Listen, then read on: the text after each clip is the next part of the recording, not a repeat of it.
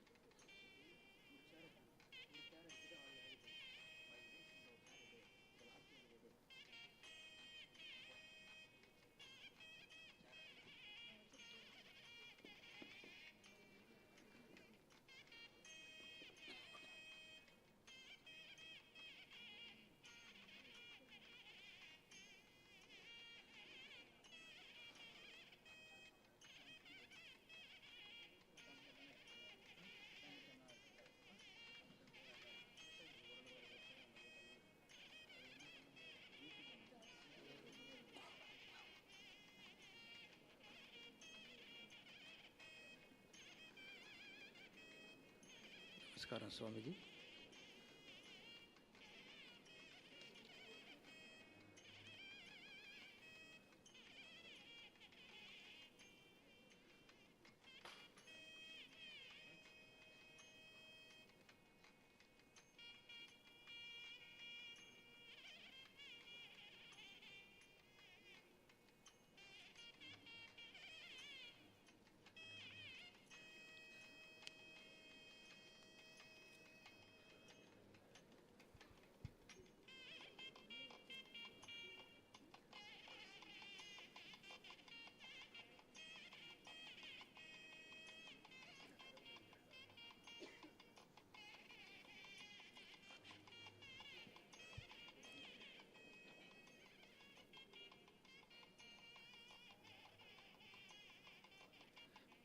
ஓம் ஸ்ரீ குருபியோ நமக.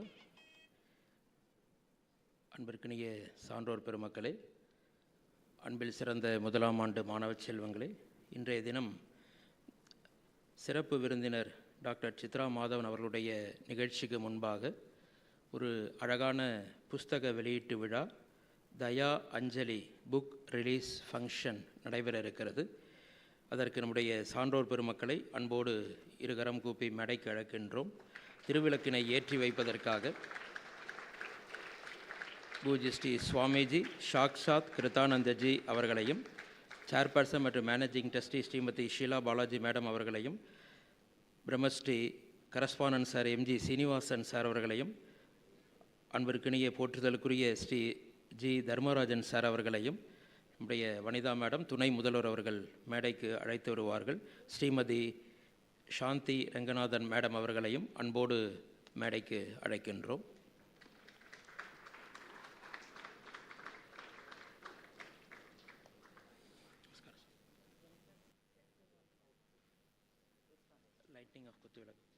Lighting of குத்துவிளக்கு.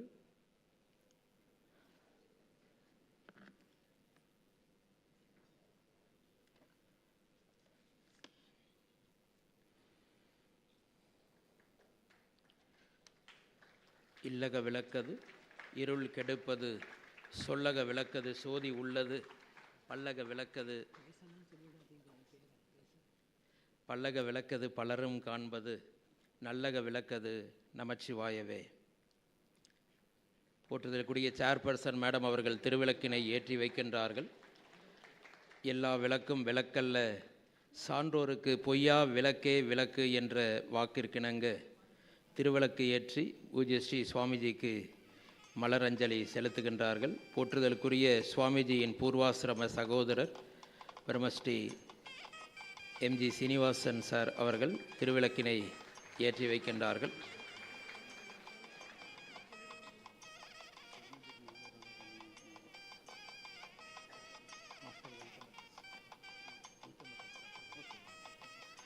போற்றுதலுக்குரிய சுவாமிஜியின் பூர்வாசிரம சகோதரர் தர்மராஜன் சார் அவர்களும் சாந்தி ரங்கநாதன் மேடம் அவர்களும் திருவிளக்கினை ஏற்றி வைத்து சுவாமிஜிக்கு மலரஞ்சலி செலுத்துகின்றார்கள்.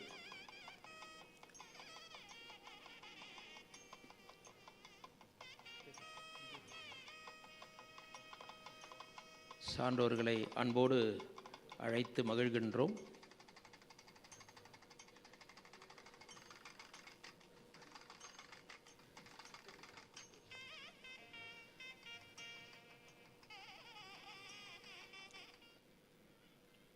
கடந்த 2 நாட்களாக நம்முடைய முதலாம் ஆண்டு மாணவர்களுக்கு ஒரு அரிய வாய்ப்பினை நம்முடைய போற்றுதலுக்குரிய சுவாமிஜி சாக்ஷாத்கிருதானந்தஜி அவர்கள் வழங்கியிருக்கின்றார்கள். குருட்டினை நீக்கும் குருவினை கொள்ளார், குருட்டினை நீக்கா குருவினை கொள்வர், குருடும் குருடும் குருட்டாட்டம் ஆடி குருடும் குருடும் குழி வீழுமாறே என்று திருமூலர் குருவினுடைய சிறப்பை உயர்ந்து சொல்லுகிறார். எங்களுக்கெல்லாம் ஒரு வரப்பிரசாதமாக போற்றுதலுக்குரிய சுவாமிஜி சாக்ஷாத்கிருதானந்தஜி அவர்களுடைய வருகை நம்முடைய முதலாம் ஆண்டு மாணவர்களுக்கு பெரிய வரப்பிரசாதம், அருள் என்று சொல்லி இந்த தயா அஞ்சலி நூல் வெளியீட்டு விழாவினுடைய வரவேற்புரை ஆற்றுவதற்காக சேர்பர்சன் மற்றும் managing trustee Shrimati Sheela Balaji madam அவர்களை அன்போடு அழைக்கின்றோம்.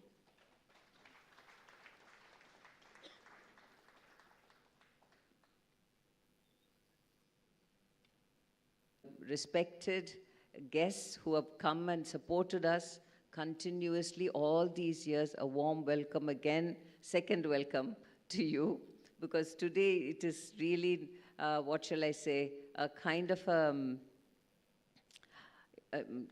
inauguration of sort. Today being Thai Velli, I thought it was an appropriate day for us to release our Anjali to our founder, Swamiji.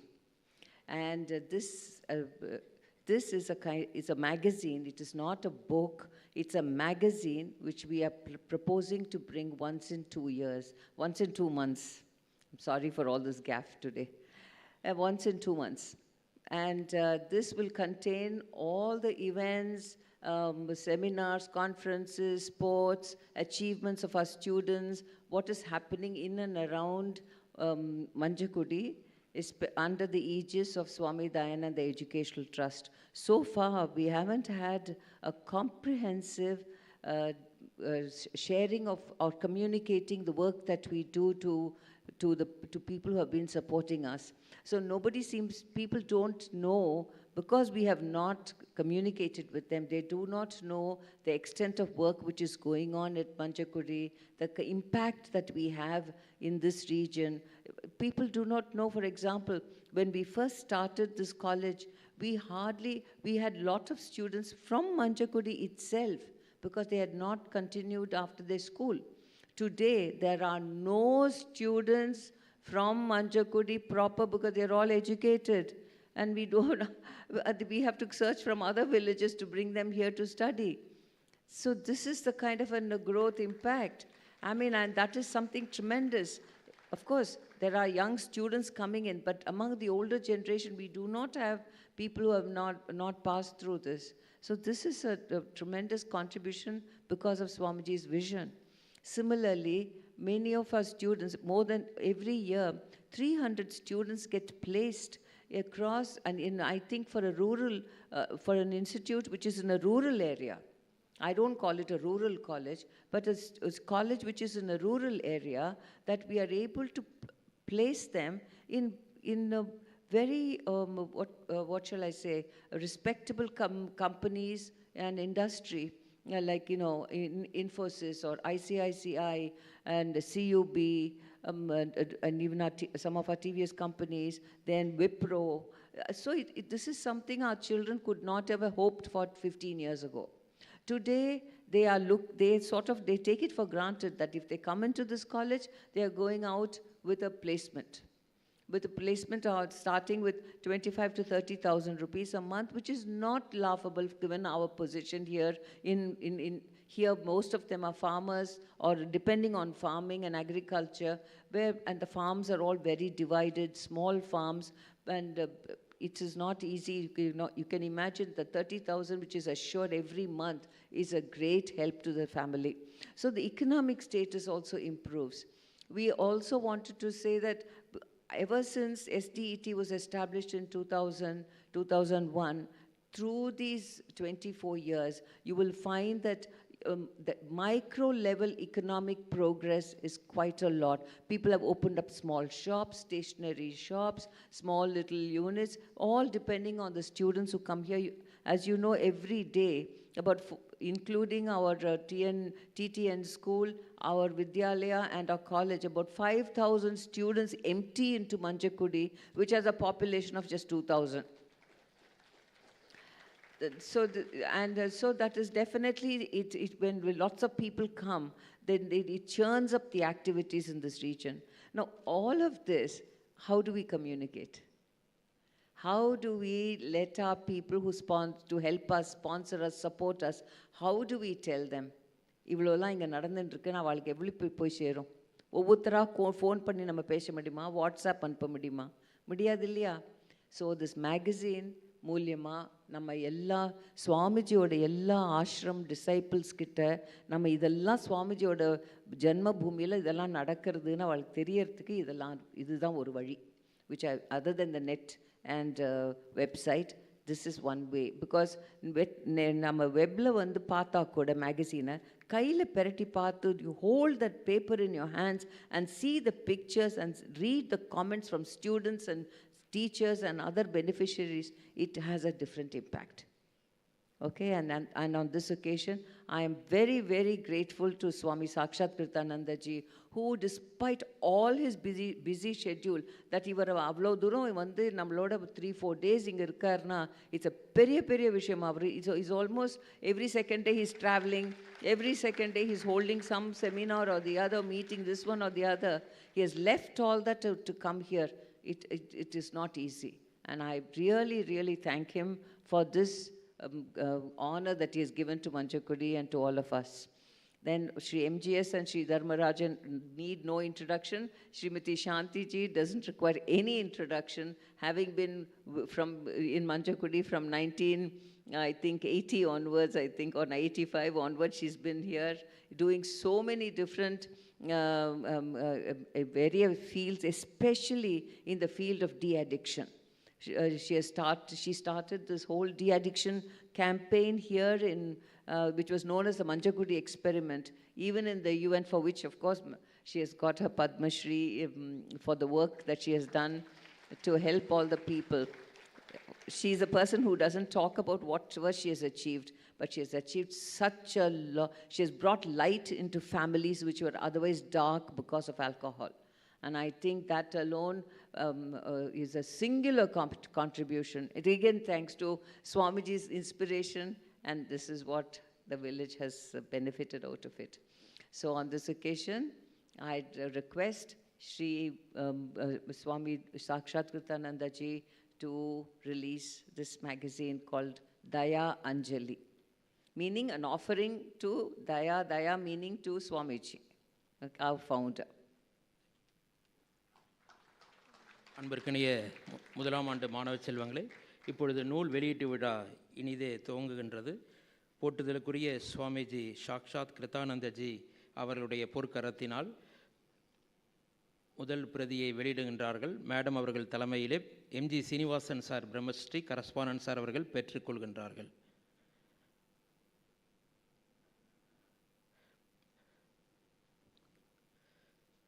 தயா அஞ்சலி என்ற நூல் வெளியீட்டு விழா இரண்டாவது பிரதியை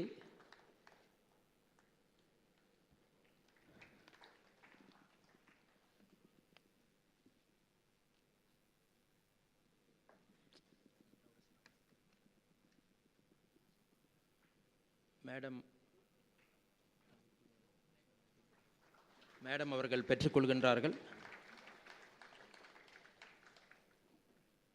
அதனைத் தொடர்ந்து சாந்தி மேடம் அவர்களும் நம்முடைய போற்றுதலுக்குரிய தர்மராஜன் சார் அவர்களும்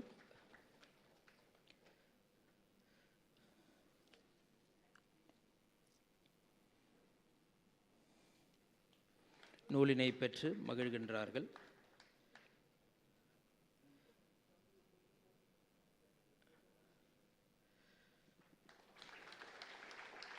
தயா அஞ்சலியினுடைய இந்த நூல் வெளியீடானது மிகச் சிறப்பான முறையில்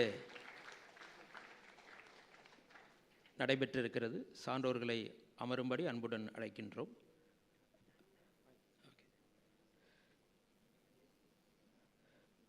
மேம் இருங்க.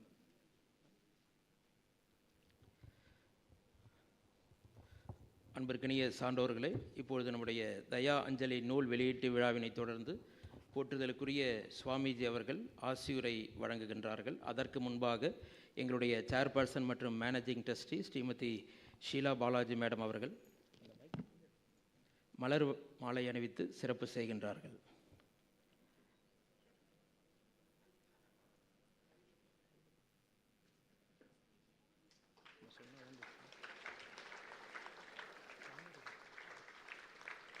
நன்றி. தொடர்ந்து சுவாமிஜி அவர்களுடைய ஆசியுரை.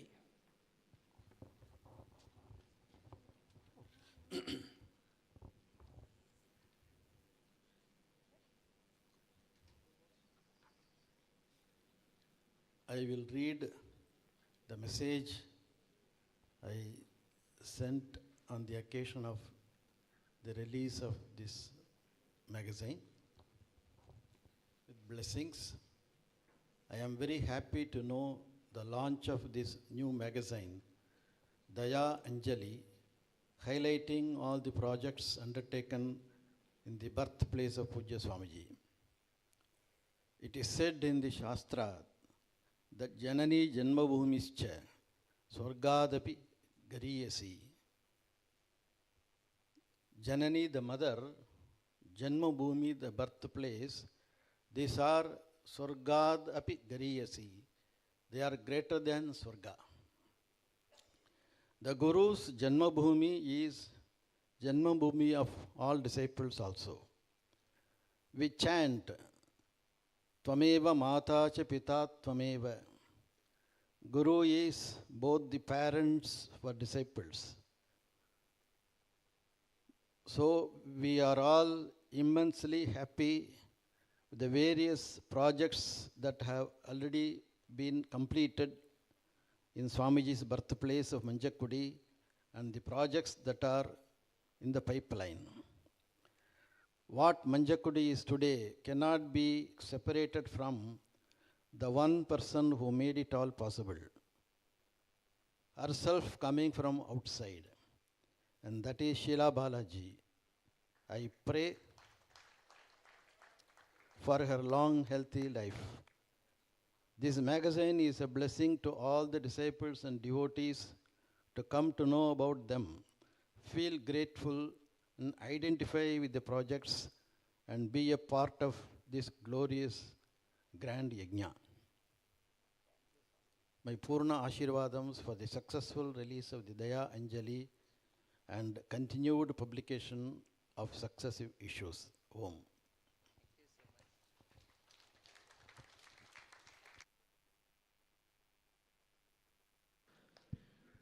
அன்பு மாணவ செல்வங்கள் அனைவரும், இந்த தயா அஞ்சலி என்ற இந்த நூல் வெளியீட்டு விழாவினை நம்முடைய நூலகத்திலும் இந்த பிரதி இருக்கின்றது. மாணவர்கள் பயன்படுத்தி கொள்ளுமாறு அன்புடன் கேட்டு மகிழ்கின்றோம். இந்த விழா இனிதே நிறைவு பெறுகின்றது.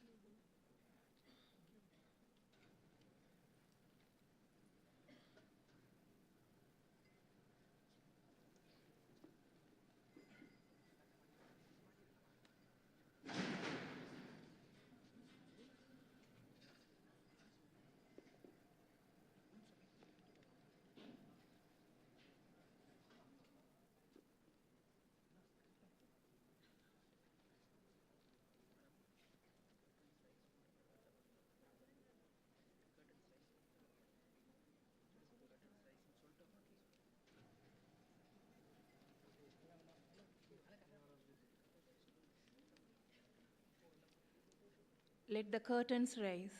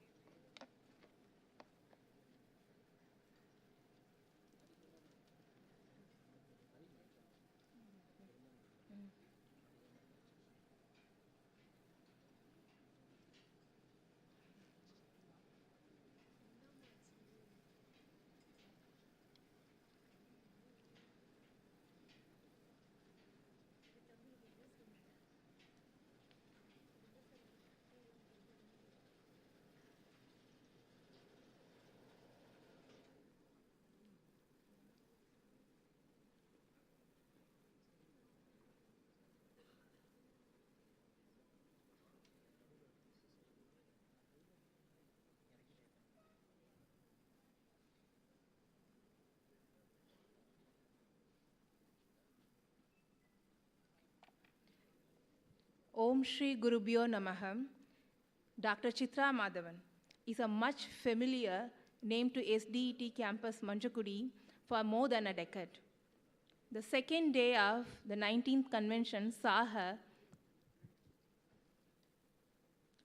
taking us to an audio-visual tour of the Sayana Perumals along the bank of River Kaveri. Today, on the fifth day of the 19th convention, Dr. Chitra Madhavan is here to take us to a tour to the Tanjavur Periya Temple and Gangaikonda Cholapuram Temple. Ma'am, I request Dr. Chitra Madhavan ma'am onto the dais, accompanied by Dr. Vanitha ma'am.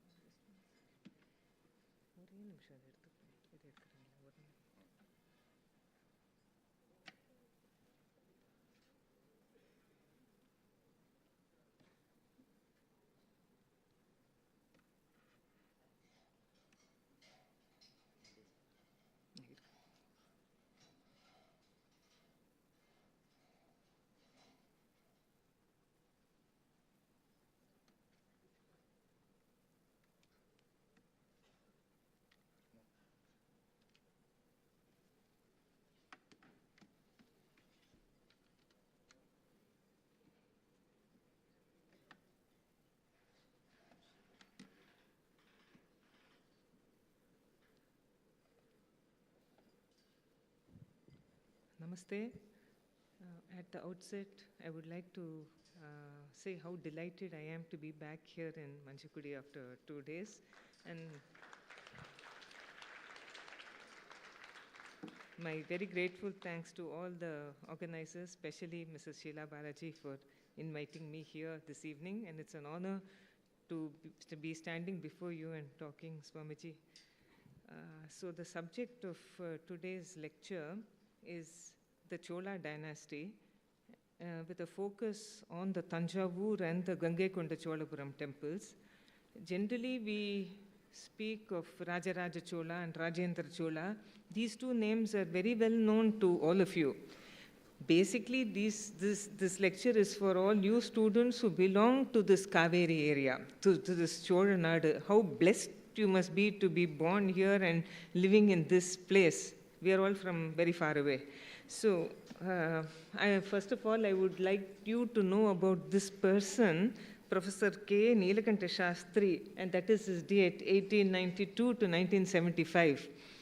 But for this man, who went through hundreds and hundreds of inscriptions of the Cholas, and who visited many, many, many temples of the Cholas, we will not be having a proper understanding of this dynasty. He wrote a book called The Cholas, which students of history study even today.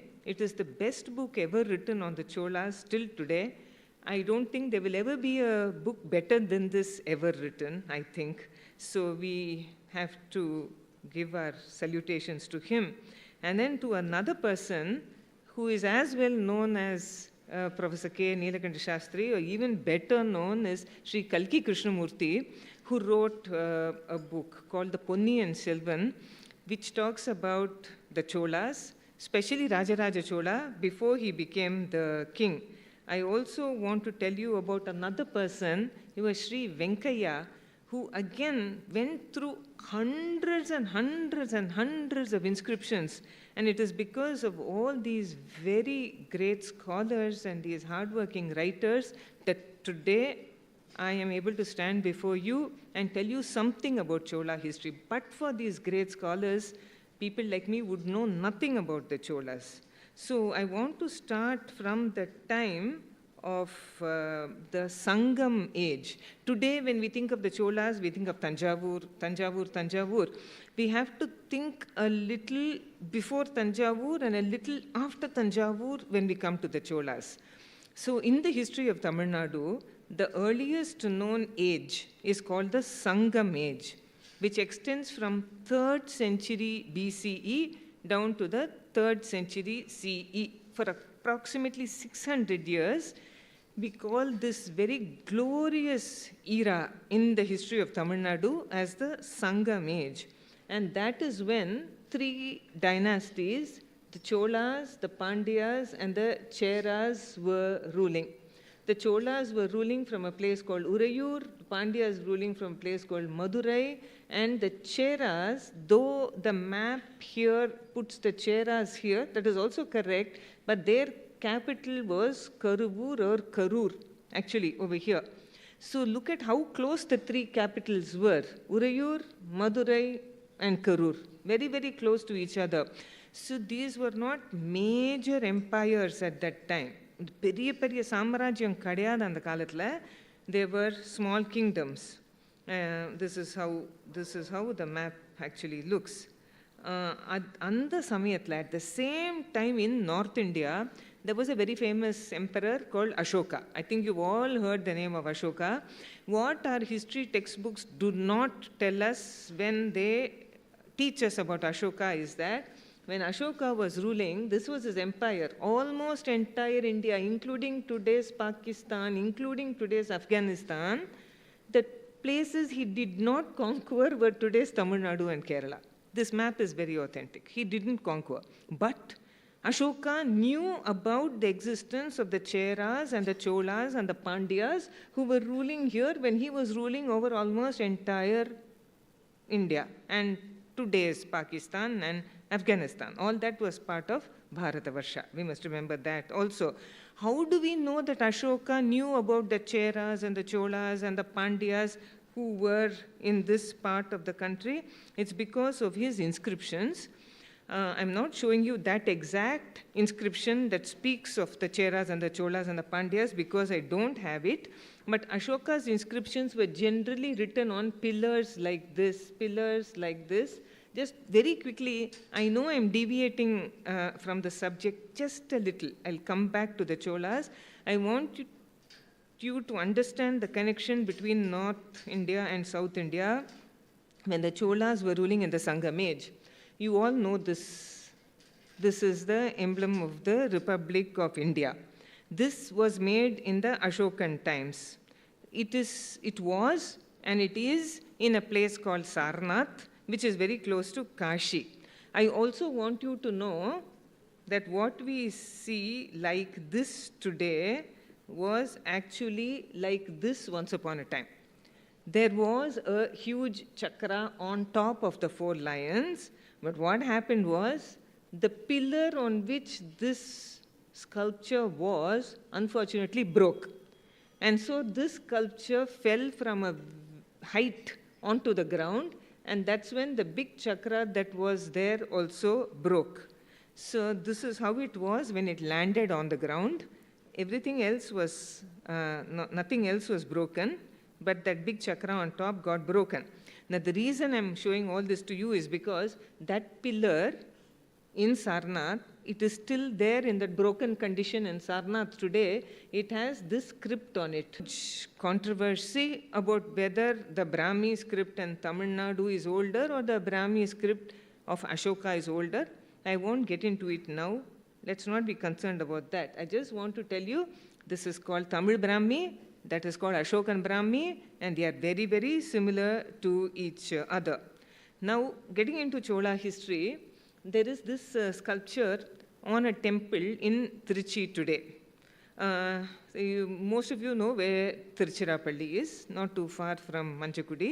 And if you go to Trichy, there are some very old temples. On the wall of a Shiva temple there, you have this sculpture. It is actually a Kori pecking at a yana. In the Kori vandu in the yanaya torthadu. Adu eppadi irukum? So, this is a very famous sculpture which was a favorite of the Chola dynasty. They decided that in this place called Urayur, which is now part of Trichy, it is called Varayur today.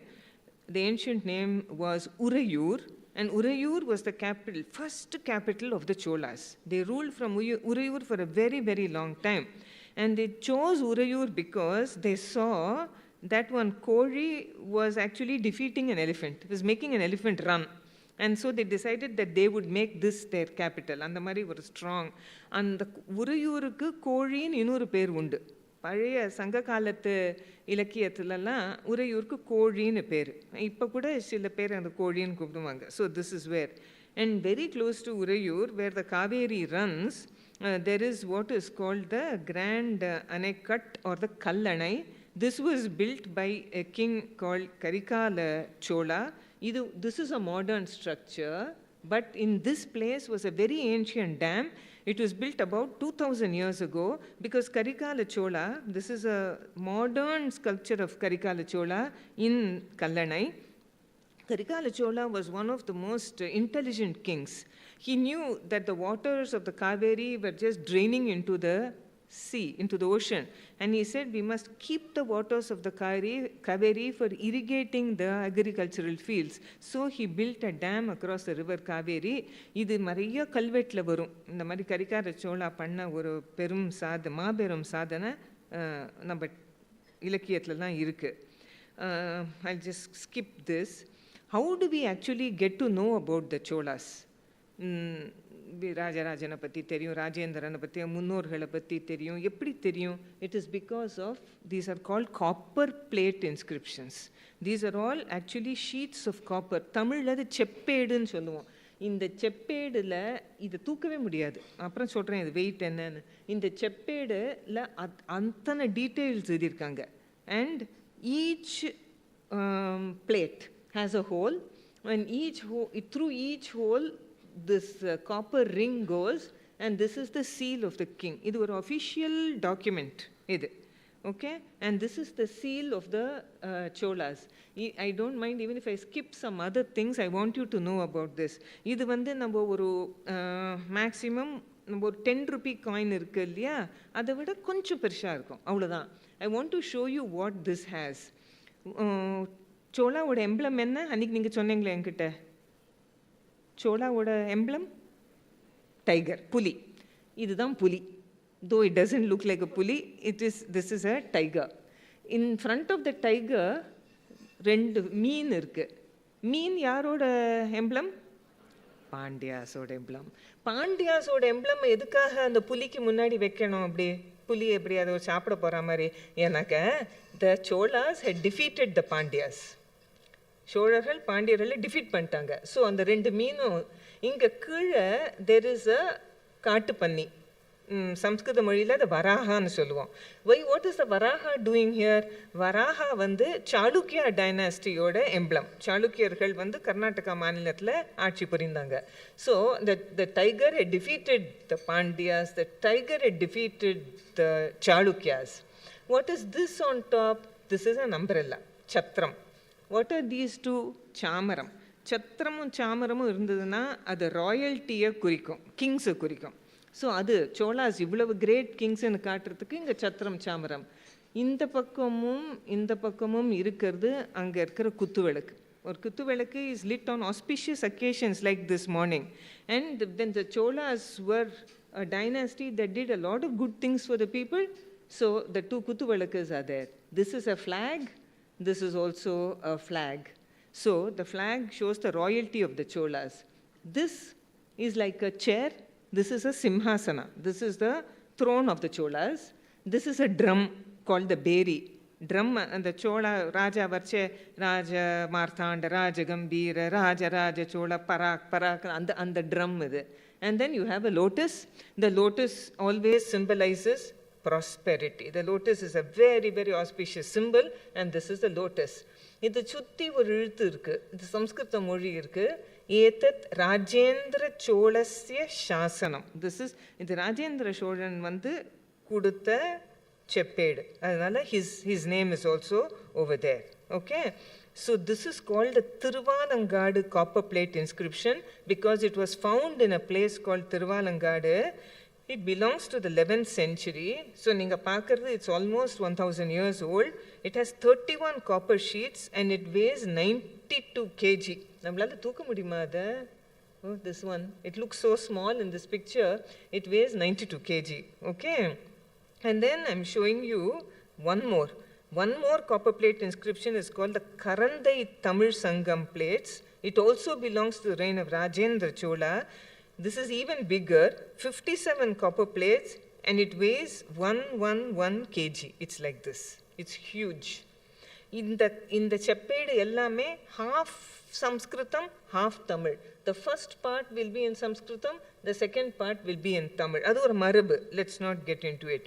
Then Tiruvindalur is actually Mayavaram, Mailadurai, not too far from here.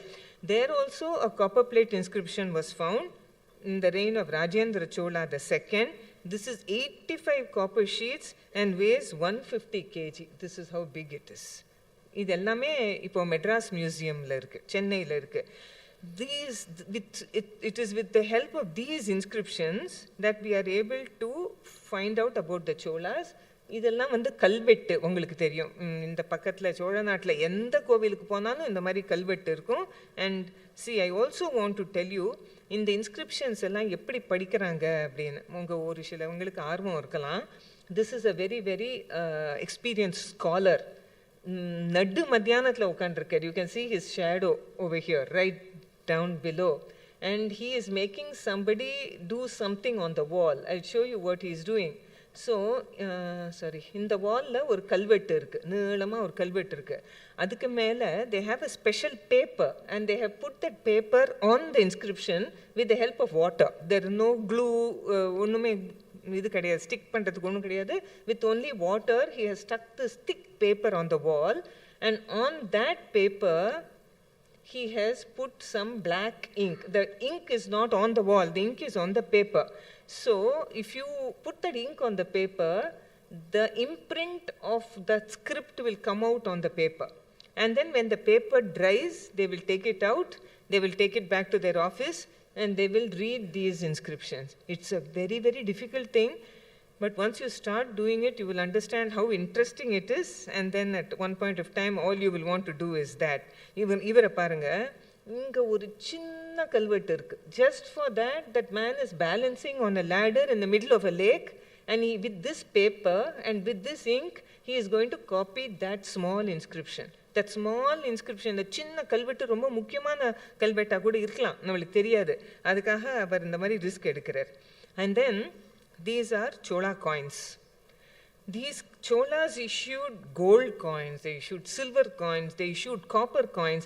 It was a very, very prosperous economy. நீங்கள் சோழ தேசத்தில் இருக்கீங்க, இன்னைக்கு இங்கே தண்ணிக்கு குறைச்சல் கிடையாது, மண்ணுக்கு குறைச்சல் கிடையாது, விளைச்சலுக்கு குறைச்சல் கிடையாது. சோழ நாட்டு வந்து ரொம்ப செழிப்பான நாடு. அதனால they were able to make gold coins. These are all pure gold coins, okay, of Rajaraja Chola. And then, again, this is the tiger and this is the two fish. You also have copper coins, thousands and thousands of copper coins. All these are Chola copper coins that I am showing you. Then, I want you to understand, at one point of the first important Chola king who made that small Chola kingdom that was in Urayur, he started the process of making it into a mighty empire. ஒரு சின்ன kingdom ரொம்ப ரொம்ப பெரிய சாம்ராஜ்யம் ஆக்கிறதுக்கு ஒரு effort எடுத்தவர் பேர் விஜயாலய சோழா. இந்த 9th century அவர் உறையூர்லேருந்து தஞ்சாவூருக்கு கேபிட்டலை ஷிஃப்ட் பண்ணார். So this was the size of the Chola empire. Very small it was. His son Aditya along with Vijayalaya conquered Kanchipuram. இந்த அளவு மதுரை அதுக்குள்ளே இல்லை. Madurai is outside. Slowly in the time of Rajaraja Chola, இது approximate map தான். இது ரொம்ப correct map கிடையாது. I have downloaded it from the internet. I would like to acknowledge that. இத்தனை பெரிய சாம்ராஜ்யமாக்கி half of Sri Lanka was conquered by Rajaraja Chola. In the time of his son Rajendra Chola, almost entire Sri Lanka except for a little bit came under his control. He had in the pink area la Rajendra Chola conquer pannadu.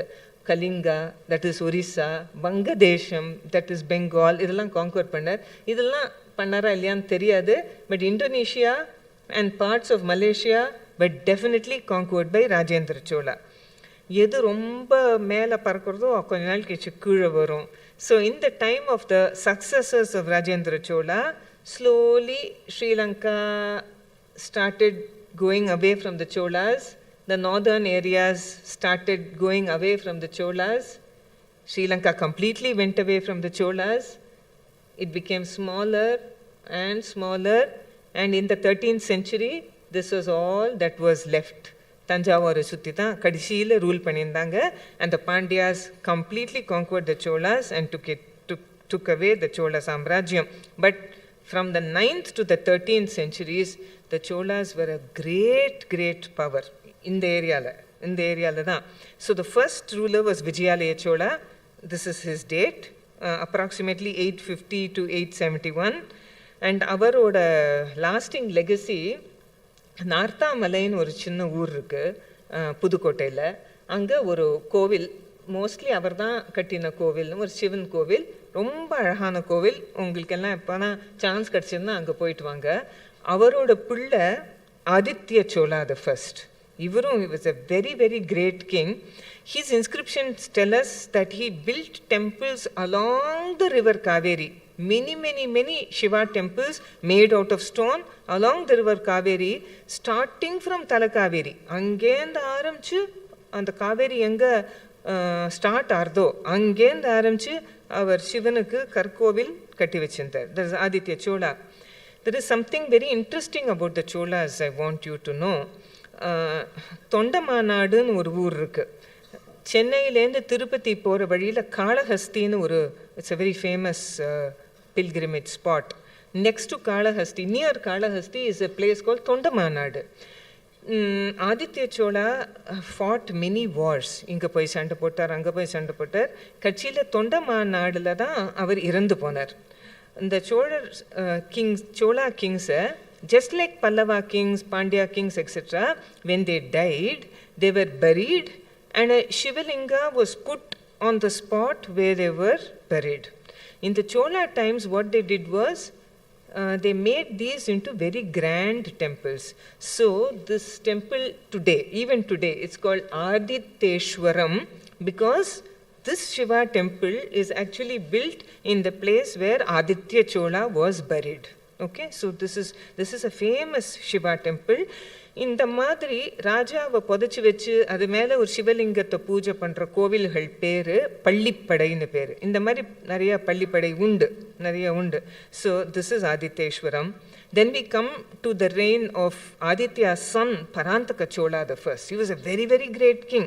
907 to 955 AD. Chidambaram பக்கத்தில் வீராணம் ஏரின்னு ஒரு பெரிய ஏரி இருக்குது.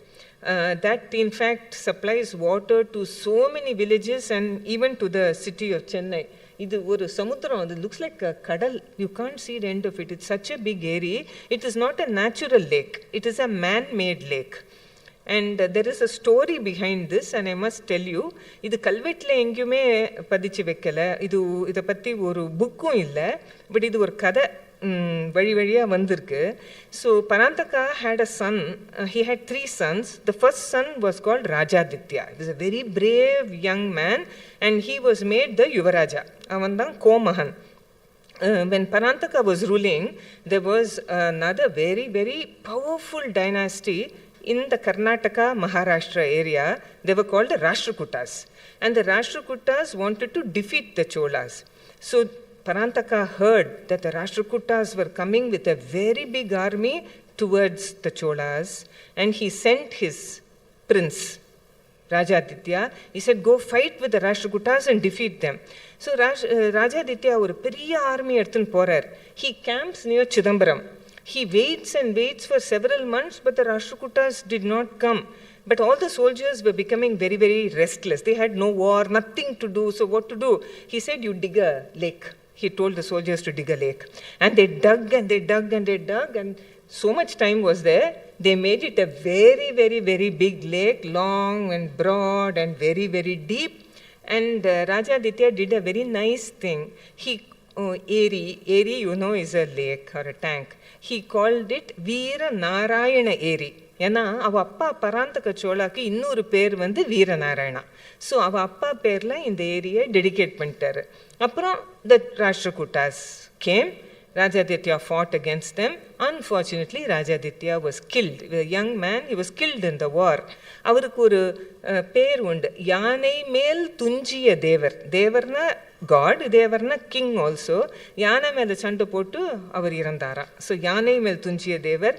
But look at what Rajaditya has given us. This very, very big lake which is giving water to so many places. Veeranarayana பெருமாள்னு ஒரு கோவில் பேர். இதுவும் பராந்தக சோழனோட பேர் வச்சு ஒரு காட்டு மன்னார் கோவில்னு. It is very close to Chidambaram. This was also in the time of Parantaka Chola. This is how this temple looks. This is the Perumal over there. Very, very nice temple. You please go there. அந்த பராந்தகா சோழா போன லெக்சர்லையும் அது சொன்னேன். I'm repeating it now. Parantaka Chola டைமில் there was a very great devotee of Vishnu called நாத்துமுனி.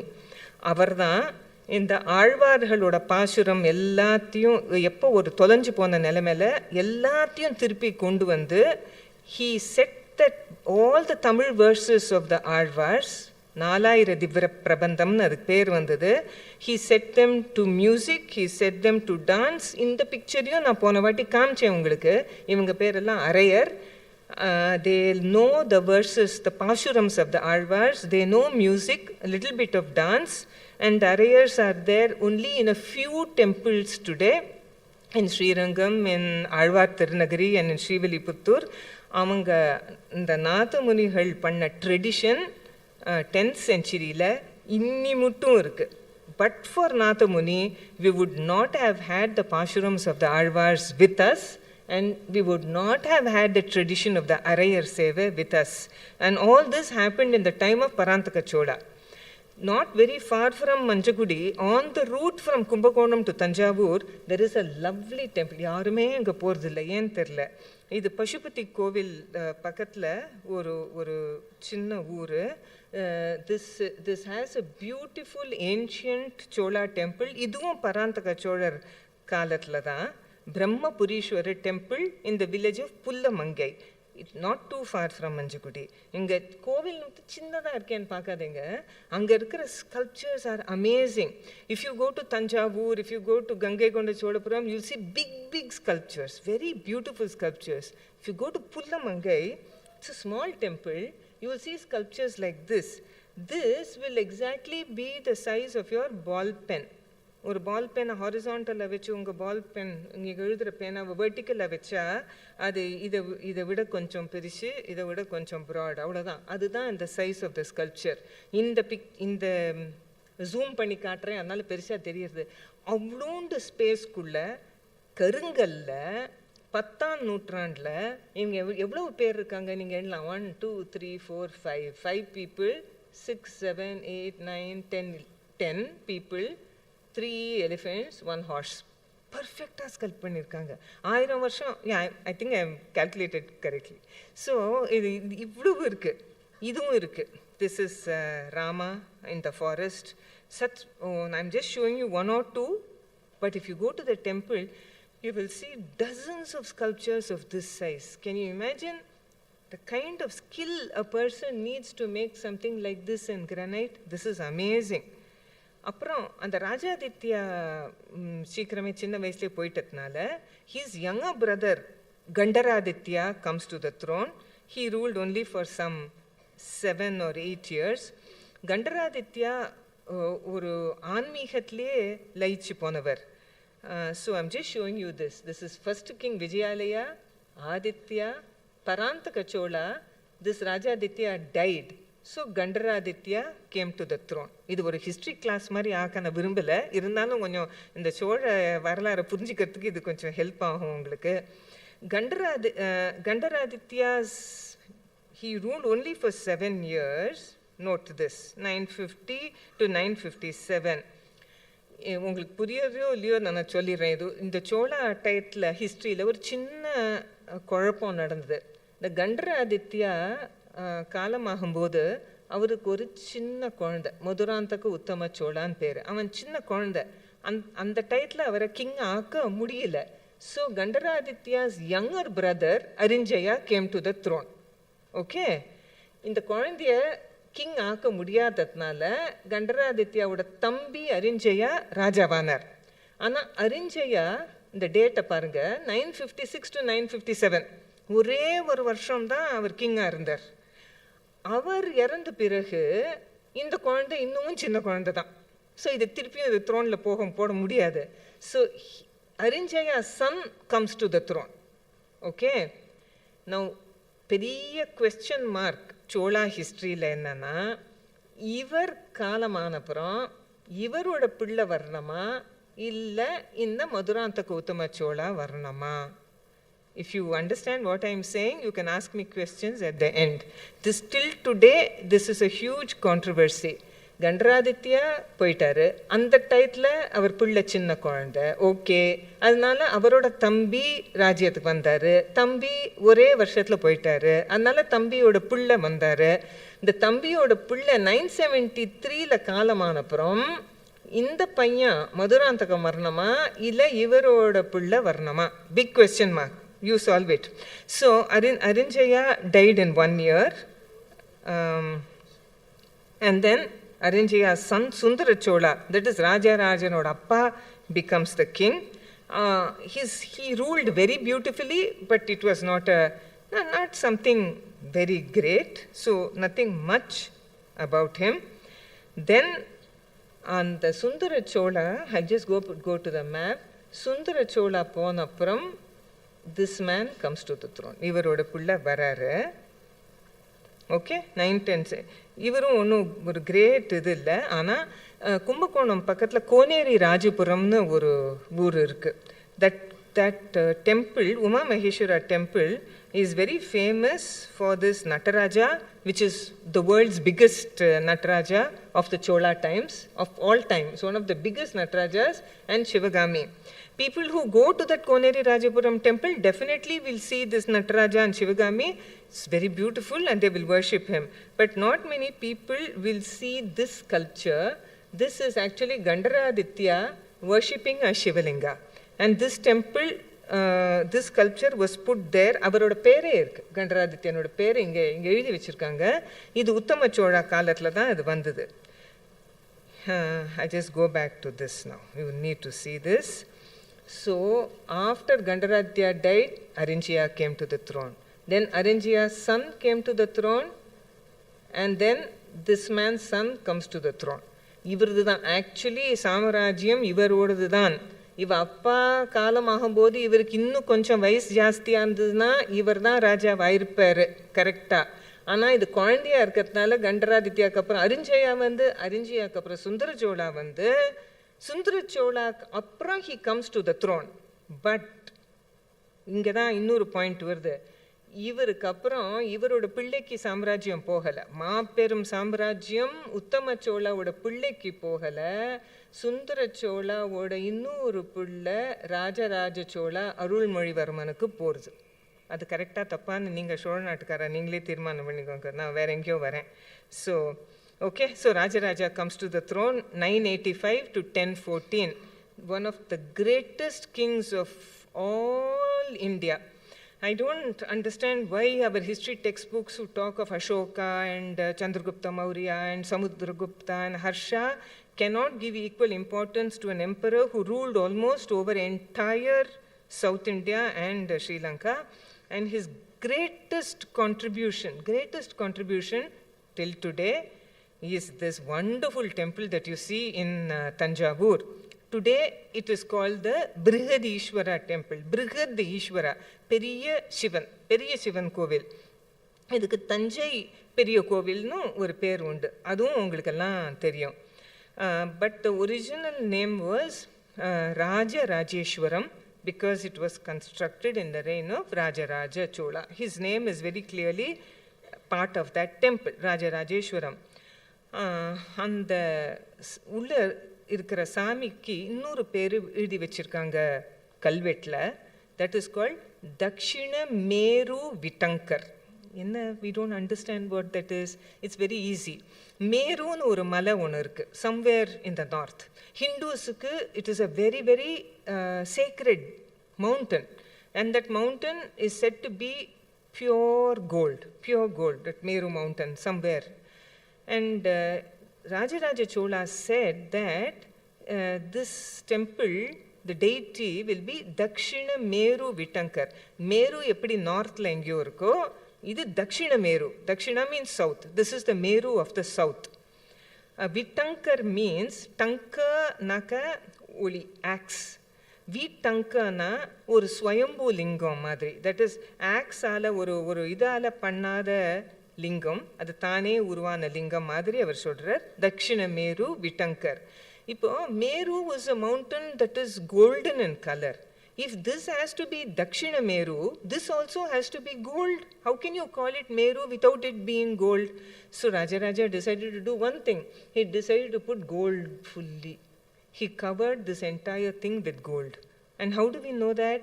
Because there is an inscription saying that he covered the Vimanam with gold. Where did he get so much of gold from? But then Rajaraja was ruling over almost entire South India and Sri Lanka. Taxes were coming, trade was there, and when he fought with other kings, he used to take their crowns and all. So all that went to make this temple Dakshina Meru Vitankar. This temple was completed in 1010. அதுக்கும் ஒரு கல்வெட்டு இருக்கு. There is an inscription that says it was completed in 1010. So in 2010 there was a grand celebration of the 1000 years of the completion of the building of this temple. Before I go further, there are 2 or 3 things that you students in this Kaveri area need to know. School text புக்ஸில் இல்லை நீங்கள் internet search பண்ணும்போது இதெல்லாம் சில இந்த கோவிலை பற்றி சில தப்பு விஷயங்கள்லாம் இருக்குது. ஒன்று, இது வந்து 1 piece of stoneன்னு சொல்லுவாங்க. It is not 1 piece of stone. I am quoting from very great scholars like Sri Kudavayil Balasubramaniam and others who have said, A.K. Seshadri, அவங்கெல்லாம் மேலே ஏறி பார்த்தபோது இது கிளியராக தெரியுது, இது ஒரு கல் இல்லை, நிறைய கல்லை எடுத்து மேலே அசம்பிள் பண்ணியிருக்காங்க. See, we may think it is very difficult to roll 1 stone and put it up there. What a great thing it is. I am telling you, it is equally difficult to make several pieces of stone at ground level and carry it up and fit it over there. It is more than 200 feet. அந்த ஏறினவங்கள்லாம் சொல்கிறாங்க, அந்த விண்டு வந்து அங்கே தள்ளும், பிடிச்சிக்கிறதே நிற்கிறதே கஷ்டம். அந்த இடத்துல நின்று எல்லாத்தையும் அதை பீஸ் பண்ணி இங்கேருந்து பார்க்கறதுக்கு ஒரு கல் மாதிரி தெரியறதுக்கு அவங்க எவ்வளோ எஃபர்ட் எடுத்துருக்கணும், அதுவும் 1000 வருஷம் முன்னாடி. See that. And the second thing is, they will tell you that the shadow of this Vimanam will not fall. Shadow விழாது, கட்டாயம் ஷேடோ விழுறது, டெஃபினட்டாக ஷேடோ விழும். நானே பார்த்துருக்கேன். அந்த ஃபோட்டோ நான் எங்கேயோ மிஸ்பிளேஸ் பண்ணிட்டேன். அந்த ஷேடோ விழுற ஃபோட்டோ கூட என்கிட்ட இருக்குது. நீ சாயங்காலம் ஒரு 3:30 மணிக்கு போய் பாருங்க, அப்படியே நீளமாக விழும் அந்த ஷேடோ. அது இன்னொரு ஒரு வேடிக்கையான விஷயமும் நீங்கள் பார்க்கலாம். அந்த ஷேடோலேயே நிறைய பேர் நின்றுட்டு ஷேடோவே விழாதுன்னு சொல்லிட்டு இருப்பாங்க, அதையும் நீங்கள் பார்க்கலாம் அங்கே. Okay, so these are some of the things over here. இன்னும் ஒன்று, ஸ்பெஷலி இந்த கோவிட் பீரியடில் ஒரு வீடியோ வந்தது, WhatsApp video kept on coming. And again, I don't have a picture of that today, sorry about it. இந்த விமானத்துக்கு மேலே you can see a sculpture of a European. Definitely there's a European sculpture. And that video, which was a very wrongly made video, said that Rajaraja Chola knew that Europeans were going to come to Tanjavur, and knowing that in the 11th century itself, he put a sculpture of Europeans over there. Rajaraja எல்லாம் அந்த மாதிரி ஒன்றும் அவருக்கு தர்ஷனம்லாம் ஒன்றும் கிடையாது. This is a sculpture of a European who came much later, and he helped in certain repairs of the temple hardly about 150 years ago. அவரோட sculpture அங்கே இருக்கு. That is not an original sculpture at all. So these are several annoying things that people say about this temple. எல்லா கோவிலுக்கும் நிறைய கோபுரம் உண்டு. அன்னைக்கு நான் சொன்னேன் ஸ்ரீரங்கம் கோவிலுக்கு 21 கோபுரம்ஸ் are there. This temple has only 2 gopurams. But what is very interesting is, generally when we go to a temple, we say north gopuram or south gopuram, east to west. Here, the gopurams have specific names. This is the outer gopuram, and this is called Keralantakkan Tiruvasal. Tamil da. Tiruvasal, Vasal, entrance. Tiruvasal, sacred entrance. கோவிலுக்கு கோபுரத்துக்கு திருவாசல்னு பேரு. But the inscription கல்வெட்டில் எழுதியிருக்கு கேரளாந்தகன் திருவாசல். கேரளாந்தகன்னா என்ன? This was one of Rajaraja Chola's titles. He had many titles. One title, and he was very proud of this title, was Keralantakan. Antakan means to destroy or to kill. Keralantakan, he who destroyed Kerala. He didn't destroy Kerala, he conquered Kerala. அவருக்கு ஏன் அவ்வளோ பெருமை இந்த டைட்டிலில்? எவ்வளவோ titles இந்த title மேலே அவருக்கு அவ்வளவு பெருமை ஏன்? ஏன்னாக்க ராஜராஜா காலத்து மட்டும் no other Tamil king had conquered Kerala. He was the first. So he thought that was a very, very nice thing. Kerala, very prosperous country, very tough people to conquer, and so he had conquered them, and that title of his was given to the outermost gopuram. And then if we go through this gopuram, very beautiful gopuram, as we go through it, we see the inner gopuram.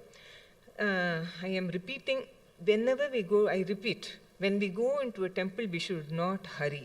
If you don't hurry, and if you stand over here, and you decide to spend 10 minutes here, what you will automatically notice is, you see this huge stone here and this huge stone here is one piece of stone, each of it. So, which means, இப்போ நீங்கள் தஞ்சாவூர் ஏரியாவுக்கு நீங்கள் போனீங்கன்னா ஒரு மலை கூட பார்க்க முடியாது, ஒரு not even a small hill, you leave alone a mountain, you don't see any stone at all. It is very flat, it's a flat area. இந்த இத்தனை கல், இந்த மாதிரி ஒரு கோவிலும் கோபுரமும் சிலைகளும் பண்ணுறது, கல் எங்கேருந்து கொண்டு வந்தாங்க இவங்க?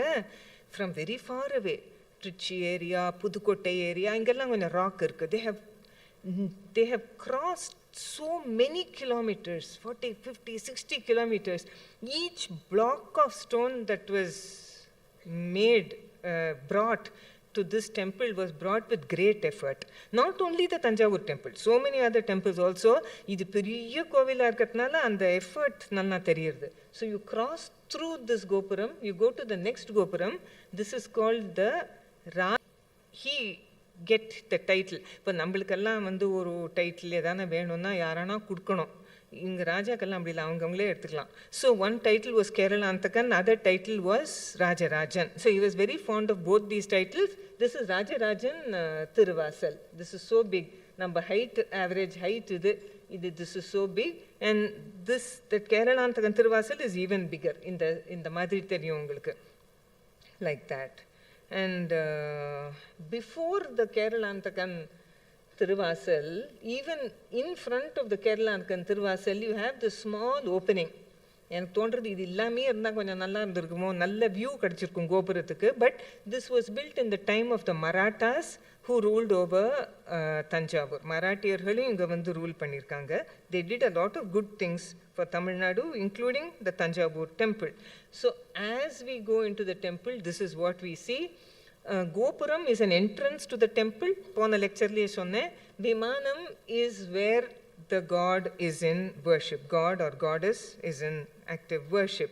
So this is how the temple actually looks. I'm showing it to you from different directions. In the part alla fulla irundhudu.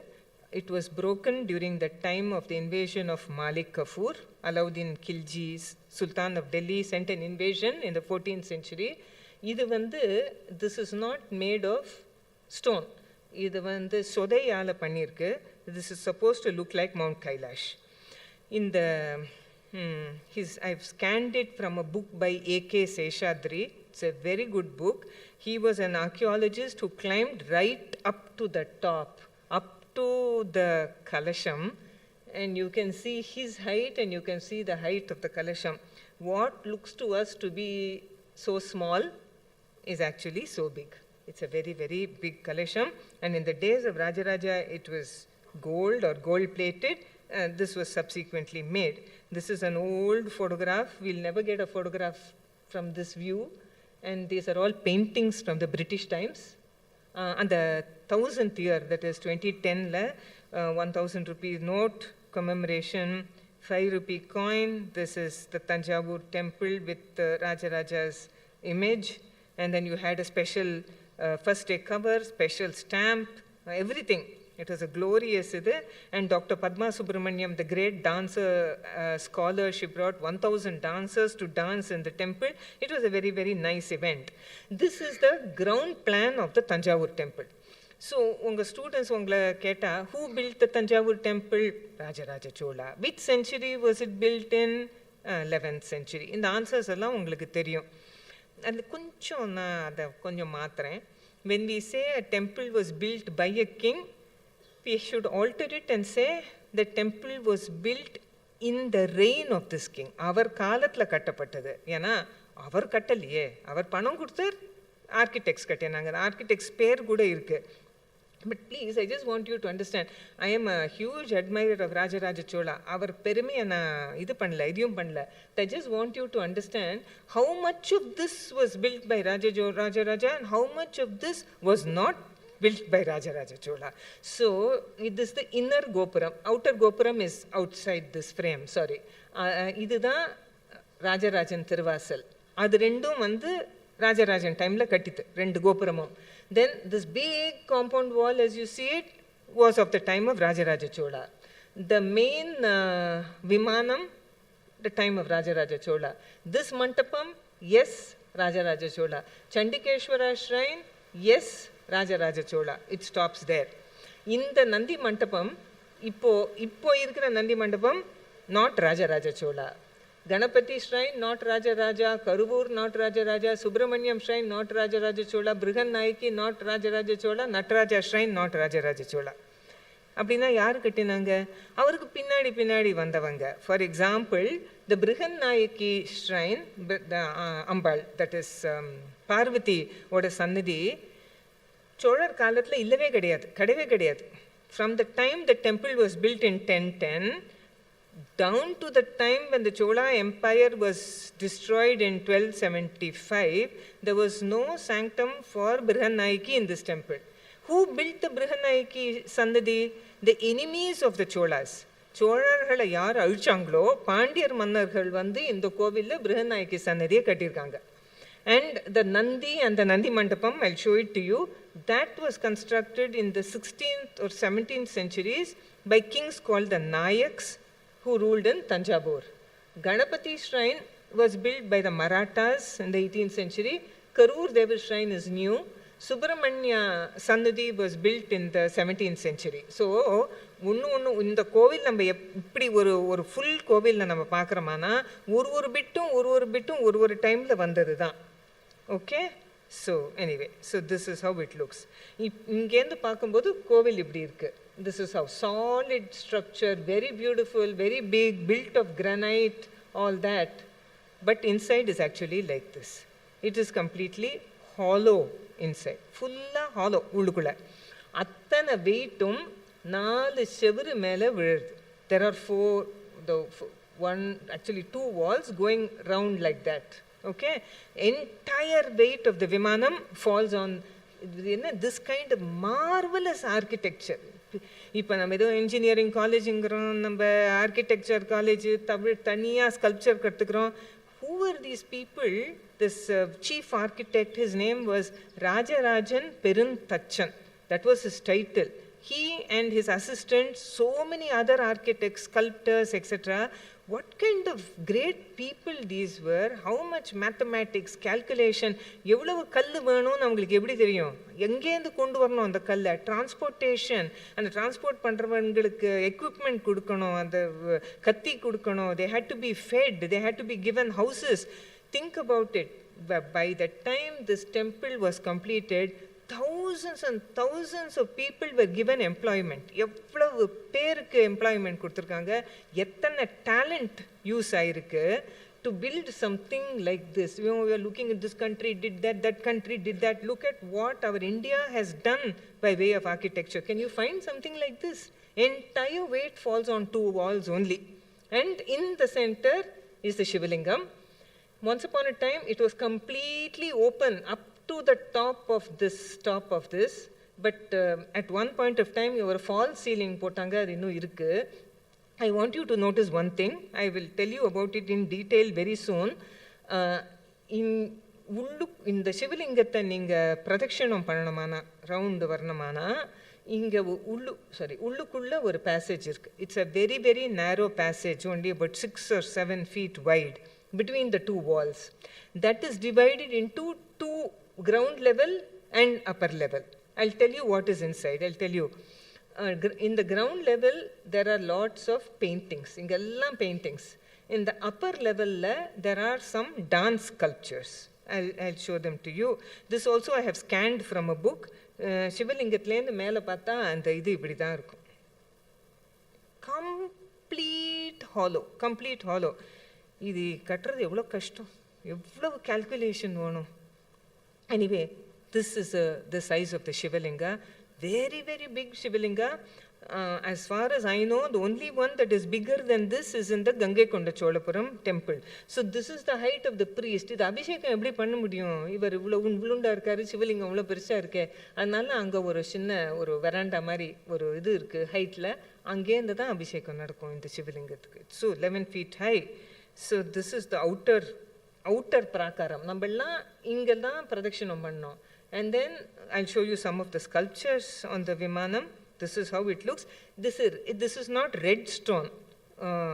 Ordinary karangal color தான், but இந்த லைட்டில் இந்த மாதிரி தெரியுது.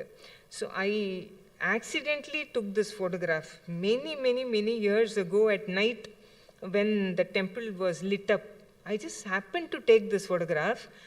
ரொம்ப வருஷம் முன்னாடி எடுத்த ஃபோட்டோ இது. அதுக்கப்புறம் தான் எனக்கு தெரிய வந்தது, இந்த மாதிரி Rajarajan had completely gold plated the vimanam. அப்போது இந்த ஃபோட்டோவை நான் திருப்பி பார்க்கச்சே நினச்சேன், அந்த காலத்தில் பார்த்தா இந்த கோவில் இப்படி தான் இருந்திருக்கும், completely fully plated with gold அப்படின்னு. And I just go through this. அந்த இன்னர் பிராகாரத்துக்குள்ளே these are the kind of paintings that you see. இந்த மாதிரி பெயிண்டிங்ஸ் ஒரு காலத்தில் அவங்க சொன்னாங்க, this is Rajaraja Chola and that is is Guru Karuvur Devar. But now they are doubting it. Now what has happened is there are many old Chola paintings like this on the inner and the narrow Pradakshina passage la. Inge I have to tell you a story over here. Rajarajan kaalathla in the paintings ellam pannirukanga, and these paintings have all been done by great artists. And these have been actually done with natural color, not chemical paint like we have today. The natural rock land எடுத்தது, leaves land எடுத்தது, அந்த மாதிரி பண்ணி beautiful paintings have been done. And then what happened, for some reason, we don't know why, these paintings belong to the 11th century, the original Chola paintings. In the 16th or 17th centuries, when another dynasty of kings called the Nayaks came to rule over Tanjavur, I don't know why they did it. They painted directly on top of the Chola paintings in the Madri. You know, இதை பற்றி ஒரு heritage consciousness இல்லைங்க சொல்கிறது தான், இன்றைக்கும் இல்லை அப்பவும் இல்லை. ஸோ இதெல்லாம் வந்து நாயக் பெயிண்டிங்ஸ், இதுதான் இந்த பெயிண்டிங்ஸ்க்கு மேலே பூசிட்டாங்க. அது யாருக்குமே தெரியாது. till the 1950s, a person called S.K. Govindaswamy from Annamalai University, he was in the history department, he came to the Brideshwara temple in Tanjavur. Yedho uru edathila in the Nayak paintings had peeled off. And he saw that there was another layer of paintings behind the Nayak paintings. உடனே அவருக்கு புரிஞ்சு போச்சு, அந்த பின்னாடி இருக்கிற painting வந்து ரொம்ப பழசு, அது மேலே யாரோ போட்டிருக்காங்கன்ட்டு he called so many other great experts, Neelakanta Shastri, அவங்க எல்லாரும் வந்து பார்த்தா, ஆமாம் நிஜம்தான், பின்னாடி சோழா பெயிண்டிங்ஸ் இருக்குது, முன்னாடி நாயக் பெயிண்டிங்ஸ் இருக்குது. And since then, a very spectacular thing is being done in the Tanjavur temple, an amazing thing. அது என்னன்னா, இந்த கோவில் வந்து ஆர்கியாலஜிக்கல் சர்வே ஆஃப் இந்தியாவோட பராமரிப்பில் இருக்குது. That is, this temple is a protected national monument under the care of an organization called the Archaeological Survey of India. அவங்க slowly, it's a very difficult job, they have removed the Nayak paintings, that is the 16th, 17th century paintings. They have removed it very carefully without destroying them, and have revealed the Chola paintings without destroying them. இது ரொம்ப கஷ்டமான விஷயம், இப்போவும் பண்ணிட்டு இருக்காங்க. அந்த சோலா paintings நிறையா கொஞ்சம் முன்னாடியே டேமேஜ் ஆயிருக்கு. But even now, if you have special permission and if you go in to that narrow passage and you see the Chola paintings, they are simply amazing. Now, ஒரு எக்ஸாம்பிளுக்கு I have just brought one for you, but these are really great. And these are the Nayak paintings, and they are not very beautiful, but please understand, the Nayak paintings are also 350 years old. ஒரு சில நாடுகளுக்கு 350 years of historyயே கிடையாது, நம்மளுக்கு 350னா ஒன்றுமே இல்லை. அதுக்காக இது பண்ணக்கூடாது, இதையும் பத்திரமா வச்சுக்கணும். In the upper level of that inner Pradakshina passage is also fantastic. Rajaraja Chola was a very great admirer of dance and music. எல்லா கிங்ஸுக்குமே ஓரளவுக்கு டான்ஸ் அண்ட் மியூசிக் தெரிஞ்சிருக்கணும், அண்ட் அவங்களுக்கு அதை சப்போர்ட் பண்ணுற மனசும் இருந்திருக்கு. அன்னைக்கும் சொன்னேன், I will repeat it. there was a very great scholar called Bharata Muni, or sage Bharata. He wrote a book called the Natya Shastra, and the Natya Shastra has a lot of details. Adila one very important part of the Natya Shastra mentions that there are 108 dance movements, not a dance pose, ஒரு dance மூவ்மெண்ட்டுக்கு பேர் கரணா. அந்த மாதிரி 108 கரணங்களை அவர் describe பண்ணியிருக்கார். அது ஒன்றுத்துக்கு பேர் உண்டு. இந்த ராஜராஜ சோழன் காலத்தில், under the orders of Rajaraja Chola, he wanted each of the karanas to be put inside his temple. But we don't know what happened. There is space for all the 108 karanas to be carved over there, but only 81 have been carved. 81 complete-ஆ இருக்கு. 81க்கு அப்புறம் 27 gaps, 27 karanas to make it 108, they have not been completed. இந்த நான் எப்போதுமே அந்த கோயிலுக்கு போச்சே நான் யோஜனை பண்ணுவேன், இந்த நாயக்க மன்னர்கள் வந்து ஏற்கனவே இருக்கிற பெயிண்டிங் மேலே பெயிண்ட் பண்ணாமல் இந்த 27 கரணா அதை ஃபினிஷ் பண்ணியிருக்கலாமே, அதியான ஒரு உருப்படியாக ஒன்று ஆயிருக்குமே. But anyway, they didn't do it. So these karanas are in the very same order given in the Natya Shastra. The first one is called, you can தமிழில் இருக்கு, ஹிந்தியில், இங்கிலீஷில். இது சோழா எழுதலை, இது ஆர்கியாலஜிக்கல் சர்வே ஆஃப் இந்தியா எழுதி வச்சுருக்காங்க. தல புஷ்ப புட்ட, இதுதான் ஃபஸ்ட்டு டான்ஸ் மூவ்மெண்ட் நாட்டிய சாஸ்திரத்தில், அது இங்கே ஃபஸ்ட்டு. அதே மாதிரி செகண்ட் என்ன சொல்லியிருக்கோம் நாட்டிய சாஸ்திரத்தில், அது செகண்ட். தேர்ட், ஃபோர்த், நம்ம பிரதட்சிணமாக போகும்போது இந்த 81 கரணாஸை சூப்பர்பாக பண்ணியிருக்காங்க, பார்க்கலாம். But who is dancing? Who is the dancer? Is it a lady? Is it a man? It's a man. Who is this man? This is God Shiva himself dancing. He has 4 hands. And he holds a damaru, he holds the jata irukku. So this is God Shiva himself. So this is how series la pogum. Kunchittam, Chakramandalam, Uromandalikam, each and every karana. இது எவ்வளவு difficult இது பண்ணுறதுக்கு பண்ணியிருக்காங்க.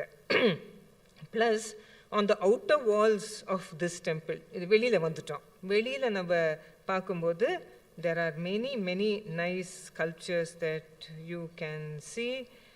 Can anybody identify this sculpture for me? Students, yarana?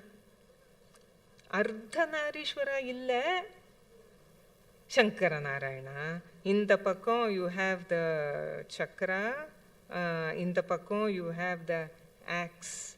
So this is Shiva and Parvati, Shiva and Vishnu, Harihara or Shankaranarayana. This is Nataraja. But இது வந்து Chola period கிடையாது. இது அப்புறமா ஒருவேளை முதல் ஒரிஜினல் உடஞ்சி போச்சோ என்னமோ இது அப்புறமா வச்சுருக்காங்க. These are all other sculptures of this is goddess Lakshmi who is here. This is a very interesting sculpture. We have to identify this god. He is Vishnu with his Shankha, Chakra also you can see over here, and he is praying to God Shiva. இதுவும் இருக்கு அந்த கோவில்ல. And these are all Dwarapalakas. இந்த ஒரு கோவிலுக்கு போனப்போ you see Dwarapalakas. இங்க நிறைய துவாரபாலகர்களை பார்க்கலாம், நிறைய செட்டா. Each is one piece of stone. I want to show you this sculpture. இது நானா ஆராய்ச்சி பண்ணல, குடவாயில் பாலசுப்ரமணியம் சார் ஒரு லெக்சரில் சொன்னார், அதை எடுத்து உங்ககிட்ட சொல்கிறேன். This huge dvarapalaka is made of one piece of stone. ஒரு கருங்கலால் பண்ணது, அதுவே ஒரு பெரிய விஷயம். இவர் வந்து காலை இப்படி தூக்கி ஒரு இது மேலே வச்சுருக்காரு. அது கீழே நீங்கள் கொஞ்சம் க்ளோஸாக பார்த்தீங்கன்னா, I don't know whether you are able to see it, there is a huge python, there's a snake here which has opened its mouth wide. Here, where I'm showing you. And inside the mouth of that snake is an elephant. Is it not visible to you from there? All right, you'll have to imagine that. There's an elephant here, the legs are here and the trunk is here. And then there is a mouth of the python. He's opened his mouth wide. அது எதுக்காக இது இங்க இருக்கணும்? You know the size of an ordinary elephant. An elephant is an elephant. And if the python has to open his mouth to swallow that elephant whole, python oda mouth evlo perisha irukano, right? Must be a huge snake. And then the foot of the Dwarapalaka, look at the size. That is so big. If the foot of the Dwarapalaka is that big, how big should the Dwarapalaka be? Elephant, snake, foot, and the Dwarapalaka. He must be gigantic. And what is this Dwarapalaka doing? In the hastam, in the kaiye pere Vismaya hastam. Adbhutam. He's pointing to Brihadishvara and say, this is the great Lord who is inside. So then you can imagine the greatness of Lord Brihadishvara. So that is the explanation. Not by me, but Dr. Kudavail Balasubramaniam sir.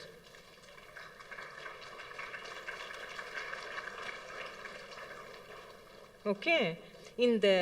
இந்த கோவில்ல இவர் யாரு? ராமர்னு தான் நம்மளுக்கு தெரியும் இல்லையா? வில்லும் அம்பும் வச்சிருந்தா நம்ம ராமர்னு ஐடென்டிஃபை பண்ணுவோம். இது சிவன் கோவில், இது ராமர் இல்லை. So this is one form of Shiva called Tripurantaka. I will give you the explanation.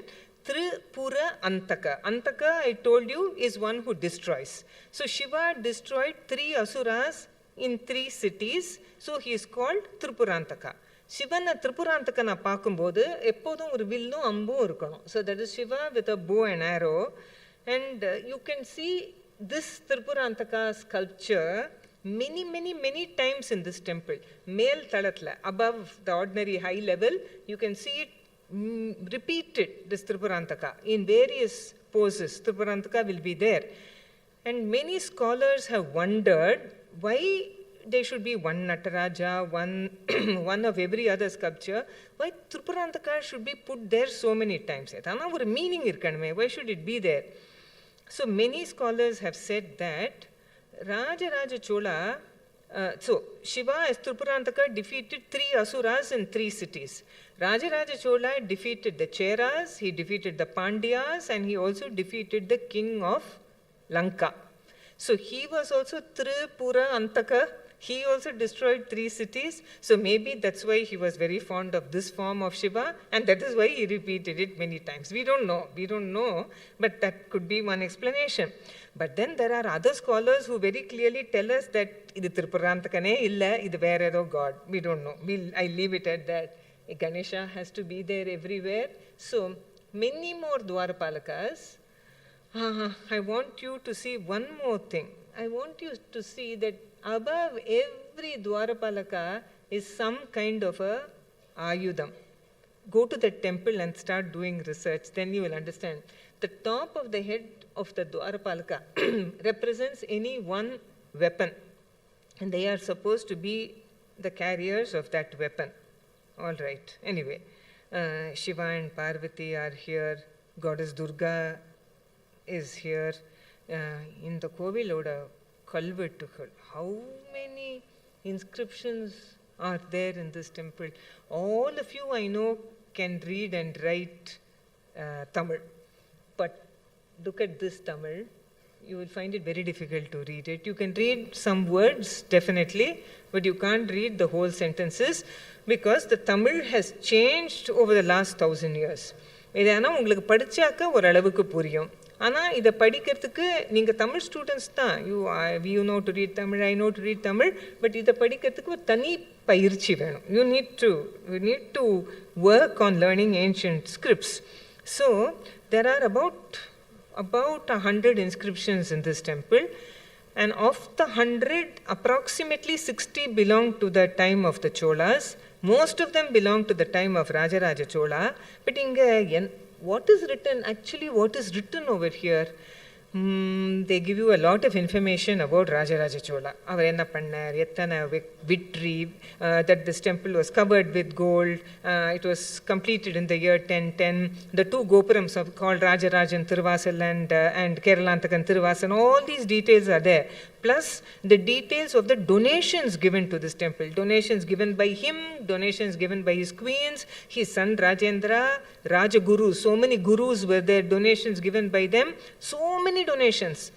அந்த டொனேஷனில் முக்கியமான டொனேஷன் என்னன்னா, more than 60 உற்சவ Murthy's were donated to this temple. Made of gold, made of silver, made of bronze, etc. We don't have them, that's another thing. But they were all donated to this temple. The inscriptions also tell you that there were 400 ladies working in this temple. அவங்க பேரு தளி பெண்டீர். தளினா தமிழில் கோவில், பெண்டீர்னா ladies. So 400 ladies were working in this temple. All their 400 names are given in the inscriptions. Each of the 400 names are given in the inscriptions. They were great dancers. They did all kinds of service in this temple. They were not ordinary people. They were honored in society. Great honors. அவங்களுக்கு titles எல்லாம் கொடுத்துருக்காங்க. What is very interesting is, these inscriptions tell you that these ladies were brought from other towns, other villages and other temples. அதாவது IAS officer இப்போலாம் transfer பண்ணுறாங்க இல்லையா, இந்த டிஸ்ட்ரிக்ட்லேருந்து அந்த district, இந்த ஊர்லேருந்து அந்த ஊர், அந்த மாதிரி these ladies were transferred because they tell you one lady came from பந்தநல்லூர்னு ஒரு கிராமம் இருக்குது மயிலாடுதுறை பக்கத்தில். One lady came from this place. 10 ladies came from Thiruvarur, Thiruvaiyaru, இங்கே இந்த சுத்தி வட்டார எந்த ஊர் எடுங்க, அங்கேருந்து one lady was brought into this temple because the Tanjavur temple was newly built. It was directly under the control of Rajaraja Chola. He wanted to make it the grandest temple, so the best dancers were selected from the best temples and brought to the Tanjavur temple, and they were made to dance and they were made to do all the other work. இவங்க வந்து ஃப்ரீயாலாம் பண்ணல. The payment that was given to them is also given. The titles that were given to them is also given. அவங்க ஊரை விட்டு ஊர் வந்தால் எங்கே தங்குவாங்க? Where will they stay?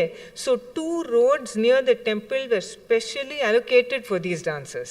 200 dancers per road, 400 dancers. And the conditions of their retirement, all the details are given. This is the shrine of Brihan Nayaki. This was built in the 13th century by the Pandya rulers who came from Madurai and who conquered Tanjavur. So this is the main temple. This is the Amman sanctum. There is about 300 and more years difference between them. This is how it actually looks over here. That's the difference. And then we come to the grand Nandi Mandapam. இந்த question answer செஷனில் ஒன்று மட்டும் என்ன கேட்டுறாதீங்க, இந்த நந்தி வளர்றதான்னு. எனக்கு தெரியாது அந்த நந்தி வளர்றதா இல்லையான்னு. நான் இன்ஸ்டேப்பை வச்சு நான் மெஷர் பண்ணது இல்லை. சொல்கிறாங்க, we don't know whether to believe all this or not. This is one of the biggest nandis in the whole world, in India. It's made of one piece of stone, but this nandi was not made in the time of Rajaraja Chola. இது வந்து நாயக்கர் காலத்தில் பண்ண நந்தி. இந்த மண்டபமும் நாயக்கர் காலத்தில் பண்ண மண்டபம் தான். அப்போ do you think Rajaraja built a temple without a nandi?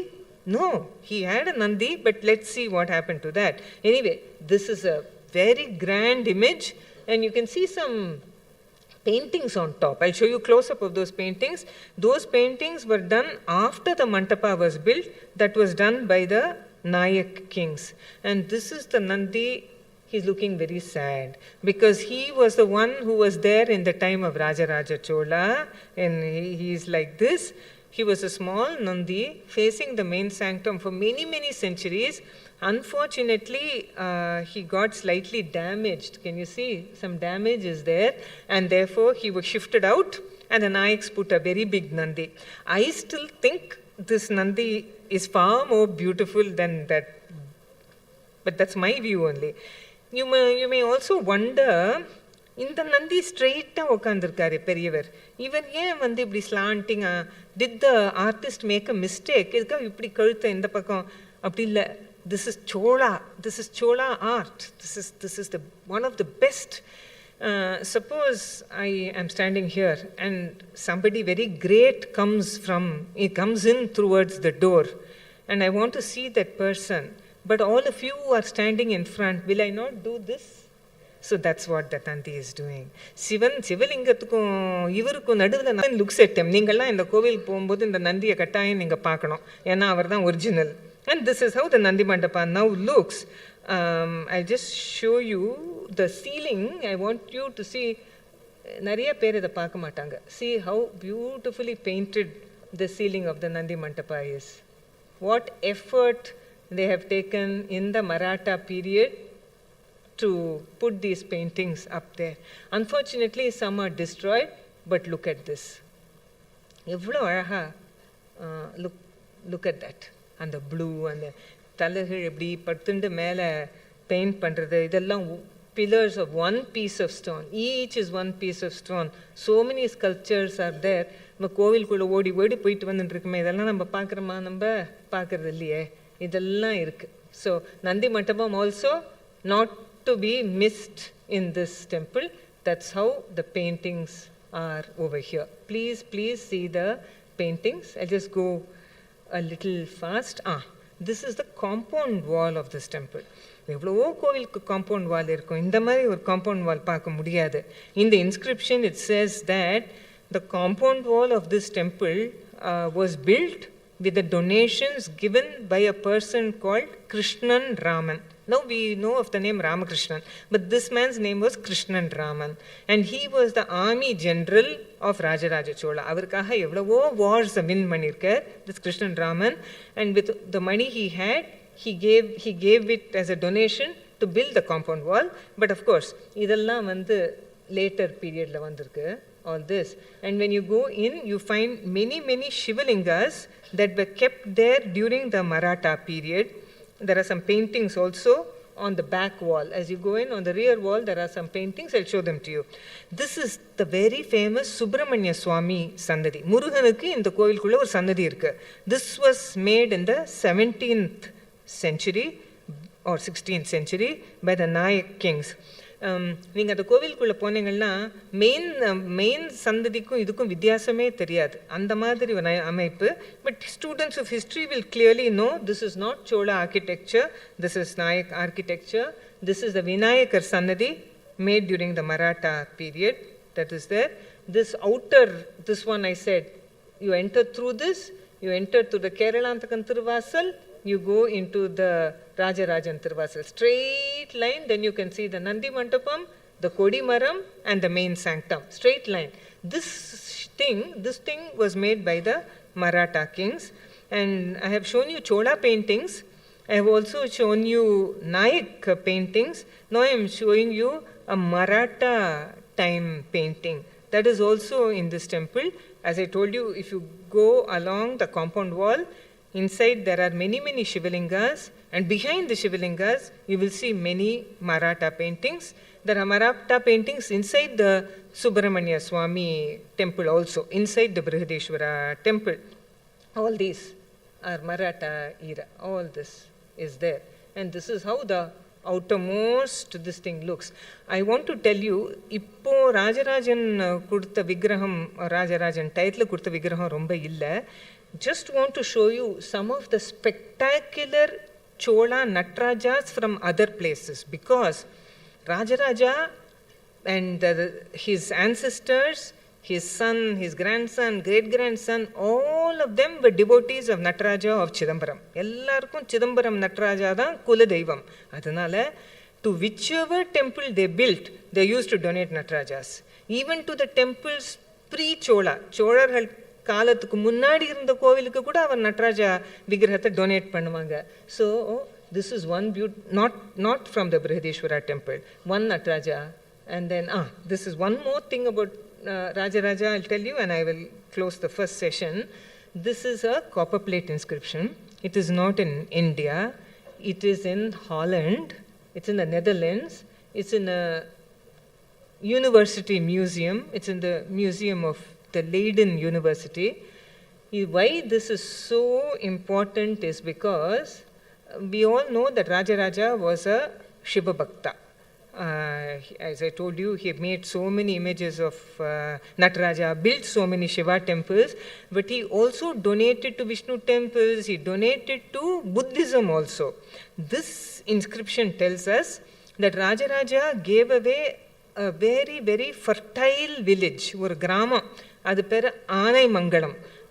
அதுலேருந்து வர டாக்ஸஸ் ராஜராஜர் என்ன சொன்னார், அதுலேருந்து அந்த வரியை எங்கிட்ட கொடுக்க வேண்டாம், ஒரு புத்த விஹாரம் இருக்குது நாகப்பட்டினத்தில், அது இந்தோனேஷியா ராஜா கட்டின புத்த விஹாரம், அந்த பணம் அதுக்கு போட்டோம். So the taxes from that very fertile village called Anaimangalam went into the Buddha Vihara and did not come to Rajaraja Chola. So he also knew how to support other religions. This is a very, very famous inscription. Today we call it the Leiden plates, but it is actually called the Anaimangalam Cheppedu because it talks about the donation of the village of Anaimangalam to the Buddha Vihara, to the Buddhist temple in a place called Nagapatnam. Thank you. Thank you very much.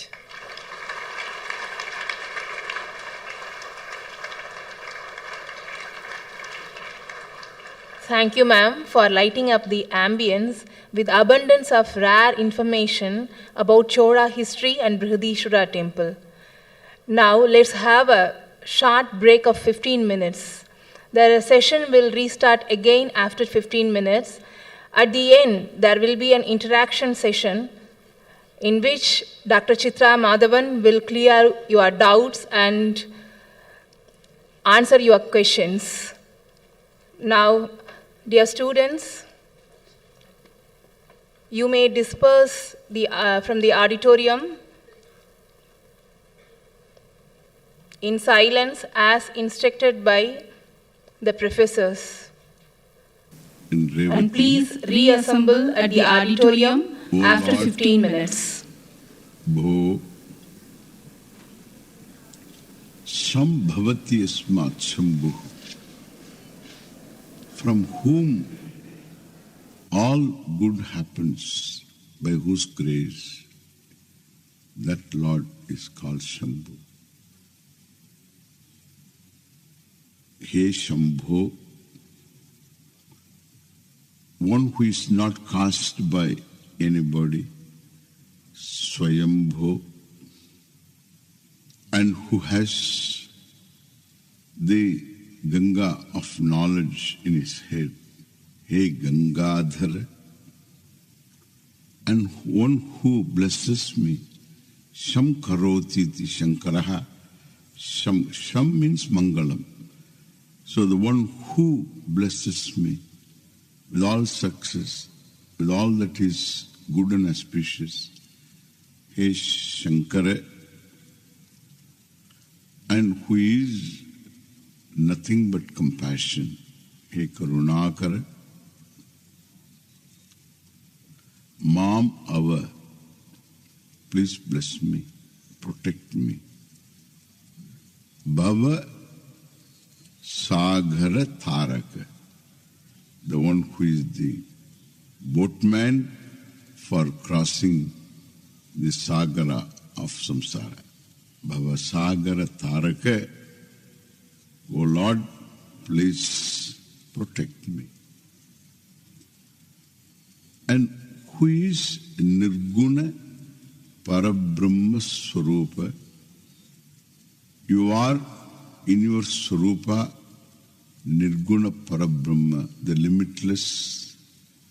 limitless attribute-free consciousness you are.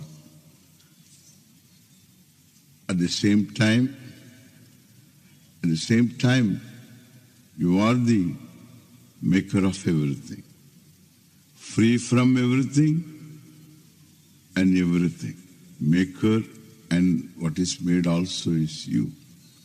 Therefore here, Nirguna Parabrahma Swarupa Gama Bhuta Prapancha Rahita, the one who is free from this prapancha consisting of these five elements which come to manifest, then again go back to him and manifest. But himself in his essential nature, free from all these attributes, and who is in the form of Ananda, and who is in the heart of everyone, in my own heart, Nija Guha Nihita and Nitanta Ananta. Just because he is in my heart, so he is not going to be limited by my heart. And therefore he is Ananta, Nitanta Ananta. He is absolutely limitless, Nitanta Ananta, and who is Ananda and Atishaya Akshaya Linga. Ananda Atishaya or Ananda Atishaya Akshaya Linga. The one who is extraordinary Ananda, means it's not experienced Ananda. It is the very nature of himself, and at the same time, we can say Atishaya, who is, there is nothing like him. There's only one, and he is the Atishaya, and who doesn't undergo any change, and he is Akshaya Linga. And also Akshaya Linga is the name of the Linga in Kirvalur temple. Yeah, Swami's name is Akshaya Linga. Then there is the Dimita Iti, because he is a dancer too in Chidambaram. And therefore on all these dance beats are there. Dimita, Dimita, Dimi, the Tarikita, Takatom, Tom, Tom, Tarikita, Tarikita, Takatom. Matanga Munivara Vandita Isha, O Lord, who is saluted by even the great sages like Matangadi. Sarva Digambara Veshtita Vesha, the one for whom the clothes are nothing but the quarters. The quarters. Dik is the Ambara for whom. All the Dik. Dik means all the quarters, east, west, etc. And that is Sarva Digambara Veshtita Vesha, Nitya Niranjana Nritya Natesha, the one who is Nitya and who is Niranjana, one who is eternal, who is absolutely pure, and who is the great dancer, the cosmic dancer in Chidambaram. Nritya Natesha, He Isha, O Lord, Sabesha, the Lord of the stage, and Chidambaram, in Chidambaram, Sabesha, Savaisha, and Sarvesha. and some also the one who is who dances in the form of the Jagat and who is the Lord of the Jagat, Sarvesha, Bho Shambho.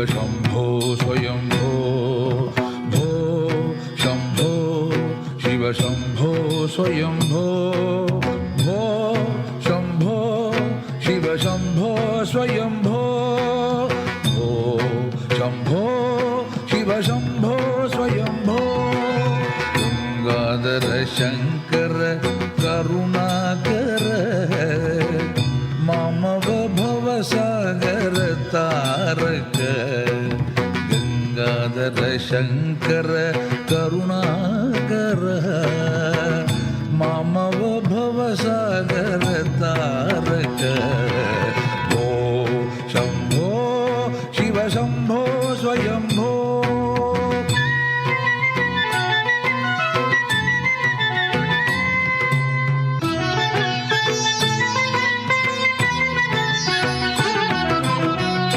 Nirguna Parabrahma Swarupa Gama Gama Bhuta Prapancha Rahita, Nirguna Parabrahma Swarupa Gama Gama Bhuta Prapancha Rahita,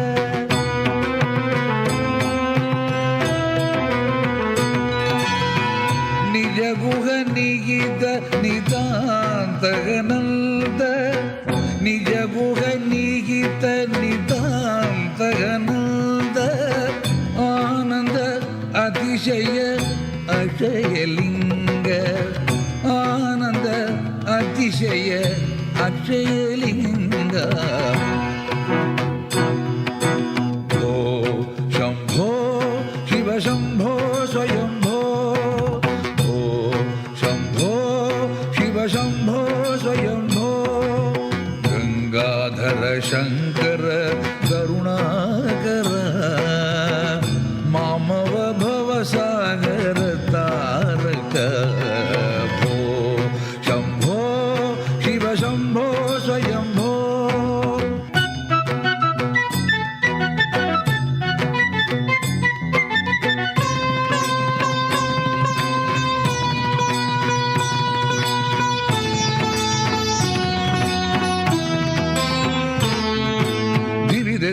Dimi dimi kita tagatom, tom tom dimi kita tar kita tom, matanga munivara bandita isha, sarva digambara vetida vesha,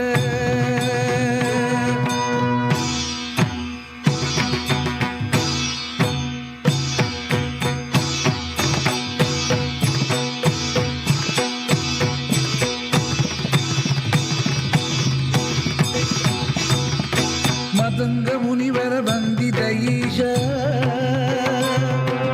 sarva digambara vetida vesha, nitya niranjana nitya natesha, isha sabesha sarvesha, Bho Shambho Shiva Shambho Swayambho,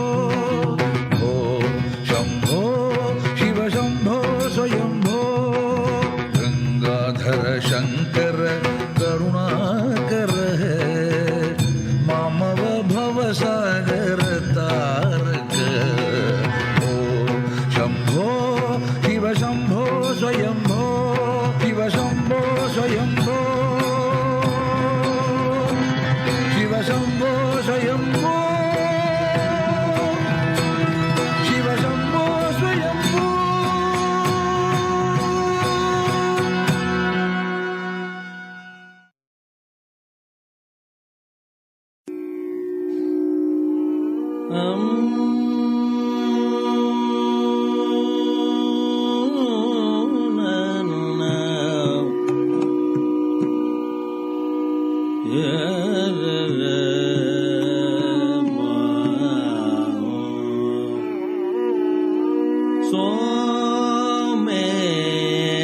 Someeshwaram bhajema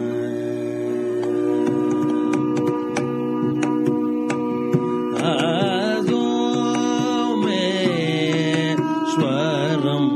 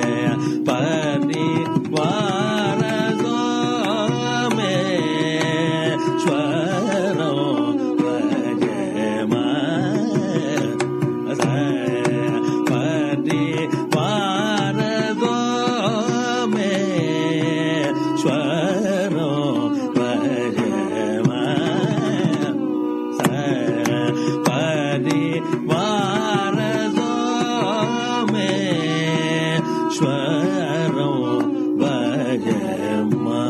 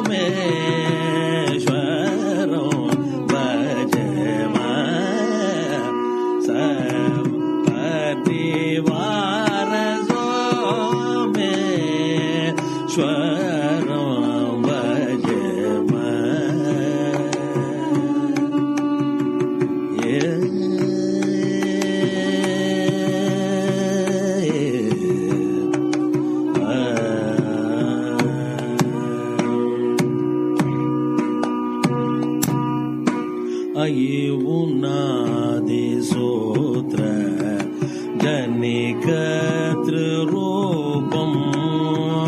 अयि उनादि सूत्र जनिकर्तृरूपम् षड्जाति सप्त स्वरनादभूतम् अयि उनादि सूत्र जनिकर्तृरूपम् षड्जाति सप्त स्वरनादभूतम् शमतमदियुक्तेन प्रतिपद्यमानम्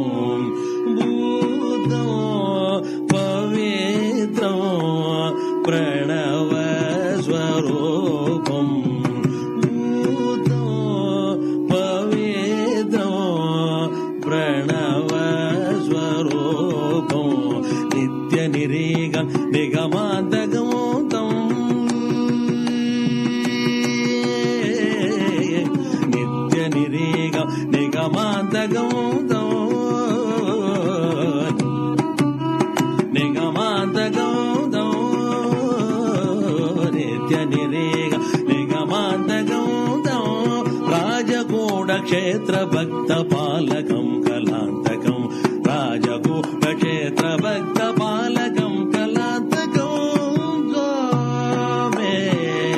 सोमेश्वरं भजामहे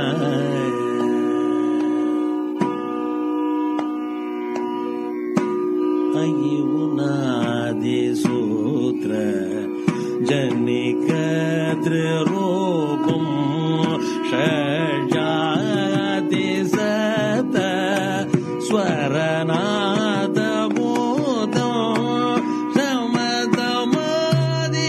शमतमदियुक्तेन प्रतिपद्यमानम् उदं पवित्रं प्रणवस्वरूपम् भूतं पवित्रं प्रणवस्वरूपम् नित्यनिरीगं निगमान्तगौतम् नित्यनिरीगं निगमान्तगौतम्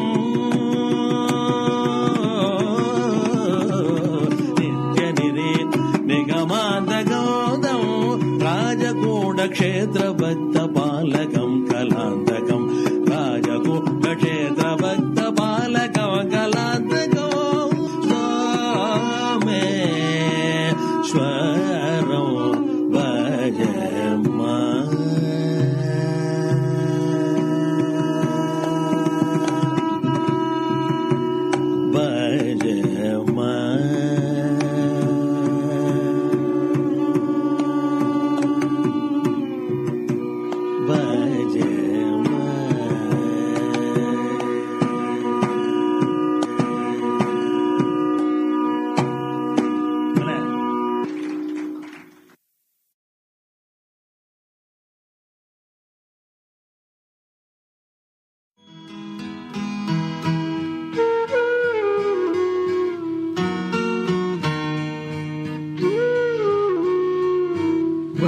वन्देगं शारदा विशारदा ज्ञानदा वरदा वन्देगं शारदा विशारदा ज्ञानदा वरदा वन्देगं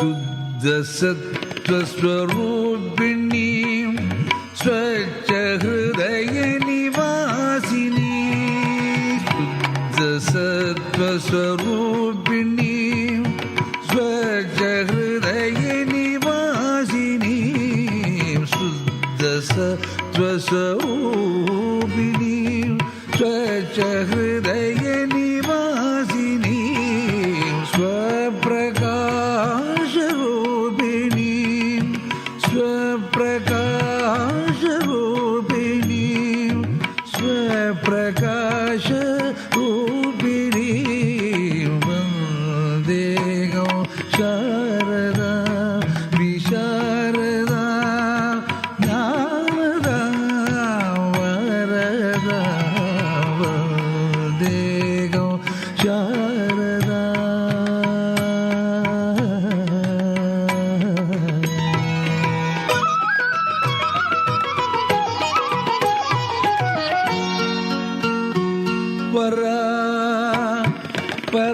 Paravidya Bhushita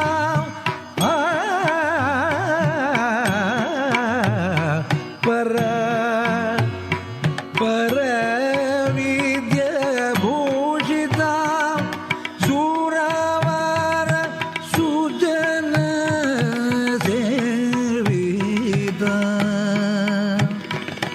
Suravara Sujana Sevita Subhada Sulabha Suswara Vadya Nirata Subhada Sulabha Suswara Vadya Nirada Vandegam Sharada Visharada Jnanada Varada Vandegam Sharada Visharada Jnanada Varada Vandegam Sharada Vandegam Sharada Vandegam Sharada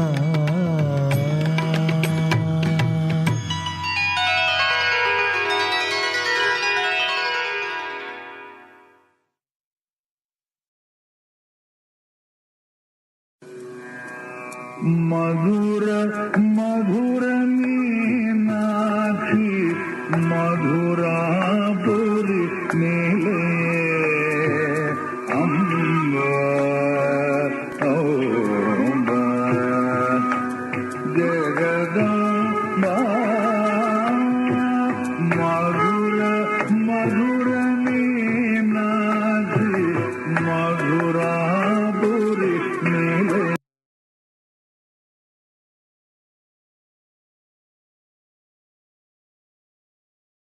to Tanjavur and Gagaikonda Solapuram temples. At the end, there will be an interaction session. Ma'am, the floor is all yours. So we stopped with the Tanjavur temple and the reign of Rajaraja Chola.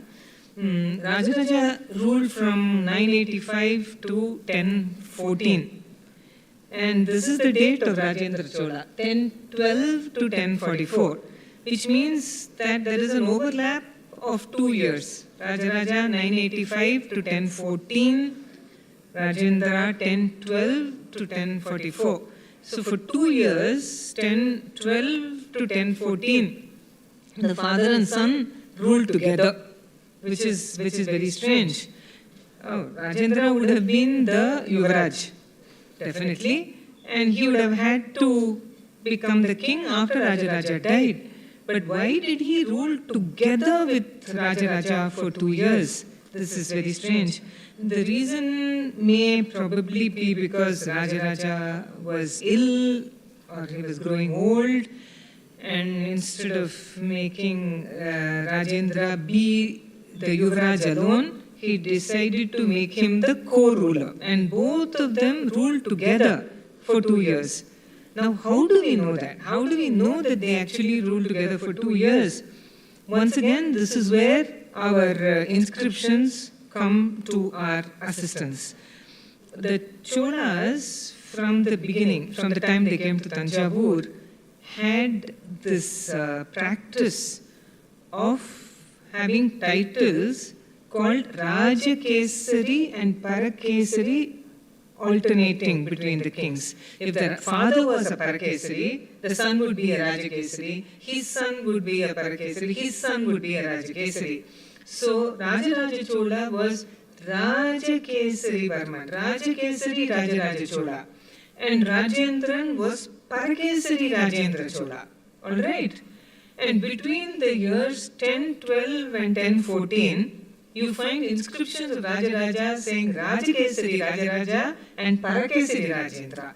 Only if Rajendra had been made king could he have used the title Parakesari. If he had been Yuvraj, it would have said Yuvaraja Rajendra Chola. So that's how we know that they ruled together. Anyway, Rajendra, when he came to the throne, within 4 years of his coming to the throne, he made his first son Rajadiraja into a Rajakesari, which means that Rajendra actually ruled alone only for some 3-4 years. Before that, he was ruling with the father for 2 years, and then he started ruling along with the son. The reason for that is because the Chola Samrajyam, the Chola Empire, was so huge that I think they needed 2 people at the same time. So, Rajendra's contributions to the history of South India are many.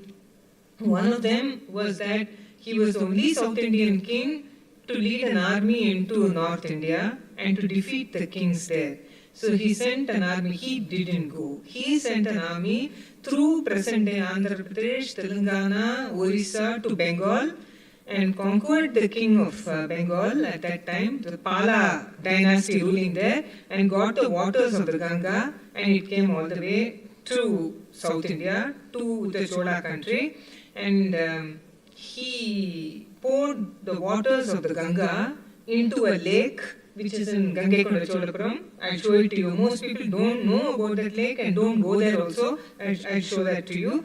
And he built this new capital city, Gangaikonda Cholapuram, because he took the title Gangaikonda Chola because his army had gone up to the river Ganga and defeated the kings all along the way, including on the banks of river Ganga. But the question is, started off from Tanjavur. Why the shift? The shift, according to many historians, could be because Rajendra was a very, aggressive warrior. Far more aggressive than Rajaraja Chola as a warrior. In fact, many of Rajaraja's victories, that is defeating this, defeating that king, were done by Rajendra as the Yuvaraja in Rajaraja's time. And when Rajendra became the king, he said he wants more of this, more of that, etc.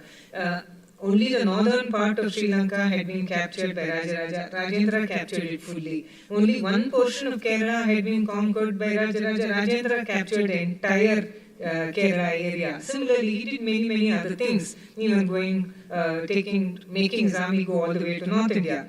So it is said that from Tanjavur, you will have to cross rivers to go up north. So he shifted his capital slightly to the north, so that the rivers do not have to be crossed. It is not like 1 or 2 of us crossing a river. You are talking about an army full of elephants and horses and infantry and food supplies, all of that. So perhaps that is one reason why he did that. Maybe there are other reasons that we do not know of. Anyway, the crowning glory of his rule was this lovely temple that he built in the newly founded capital, Gangaikonda Cholapuram.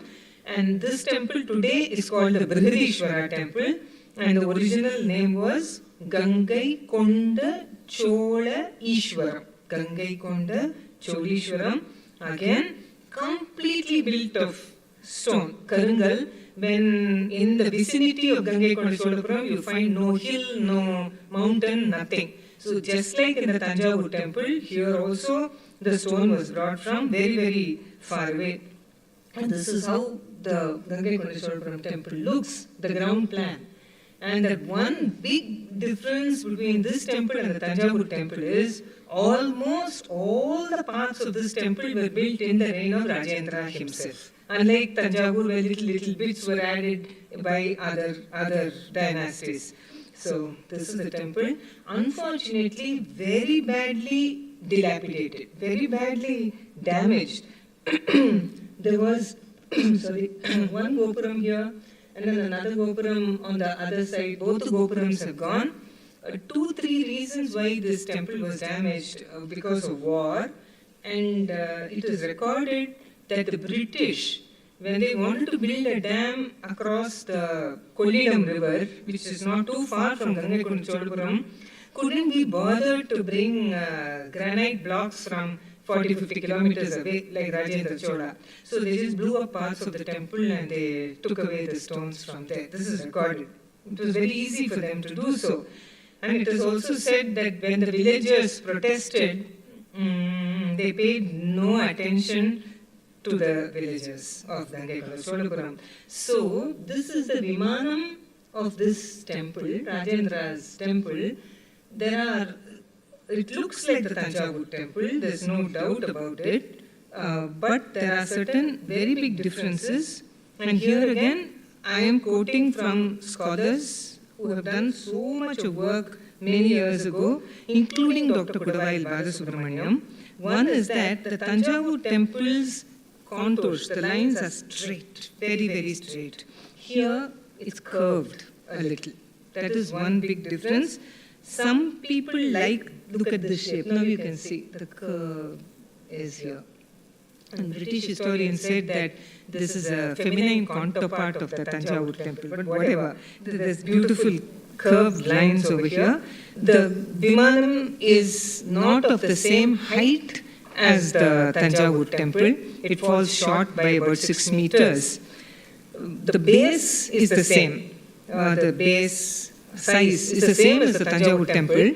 There are lots of people who, there are fertile imaginations in this world. So there are lots of people who will tell you that Rajendra wanted to make this temple taller than that his father built, but he couldn't do it, so the temple became short. I mean, I cannot believe all this, because the same sculptors and architects who were there with Rajaraja were also there with Rajendra, and there's no way they could have gone wrong with the measurements and everything, and accuracy. It's just that this Vimanam is very different from the Tanjavur Vimanam, though it looks somewhat similar.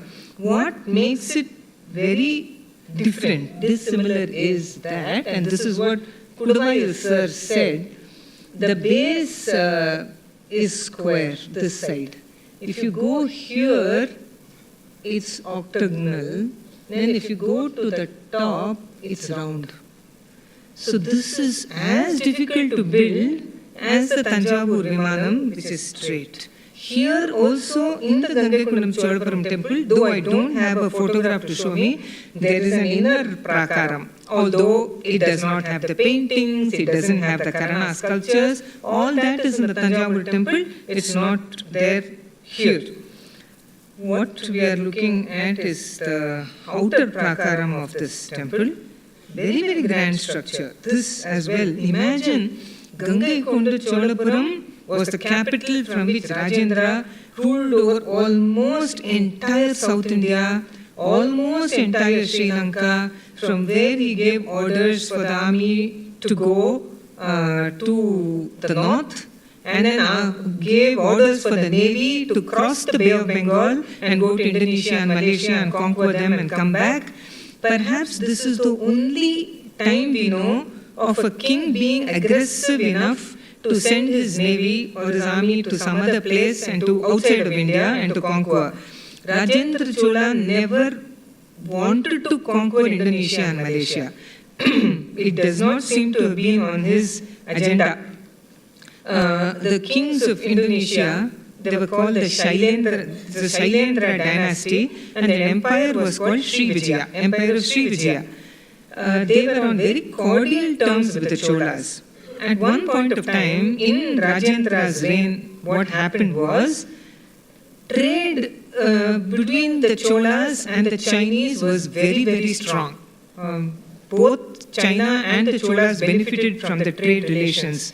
But the Srivijaya Empire seemed to have come in between and kind of cut off the trade to a certain extent between the Cholas and the Chinese by misrepresenting something to the Chinese. When Rajendra Chola heard about this, he was not going to keep quiet. So he dispatched a navy against Srivijaya, won the war outright, and took on the title Kadaram Kondan. Like he took on the title Gangai Kondan, that is conqueror of, or something like conqueror of Ganga. Kadaram is a place which was part of the Srivijaya Empire. It became Kadaram Kondan. Just like you have today a village still called Gangai Konda Cholapuram, you also still have a village in Tamil Nadu called Kadaram Kondan. Those names are still there today. Anyway, so all this is part of, nobody is saying that this is one piece of stone. So why are they saying that about the Tanjavur temple? I don't know. Look at the sculptures. Did anyone think that people with zoom cameras would come and capture things way up there? Look at that attention to detail that is over here. So this is one gopuram that has been destroyed. This one, unfortunately. And then this original Nandi would have been somewhat like that lonely Nandi sitting in the Tanjavur temple. It would have been something like that. That also got destroyed. What you have here is a brick and lime plaster Nandi. This is not Chola. Though he looks very cute, I know. This is not a Chola Nandi. This came about much later. The Dwarapalakas are also like the ones in the Tanjavur temple. Huge, huge Dwarapalakas. Here also you have that python elephant thing. One or two Dwarapalakas have that. I'll show it to you. This is the grand sweep. This is how you go through the main, doorway of the Tanjavur, Gangai Konda Cholapuram temple, and this massive Dwarapalakas waiting for you. There are inscriptions here as well. But for the 100 inscriptions you have in the Tanjavur temple, here you have about a dozen. Now what could the reason for that be? One thing we have to understand.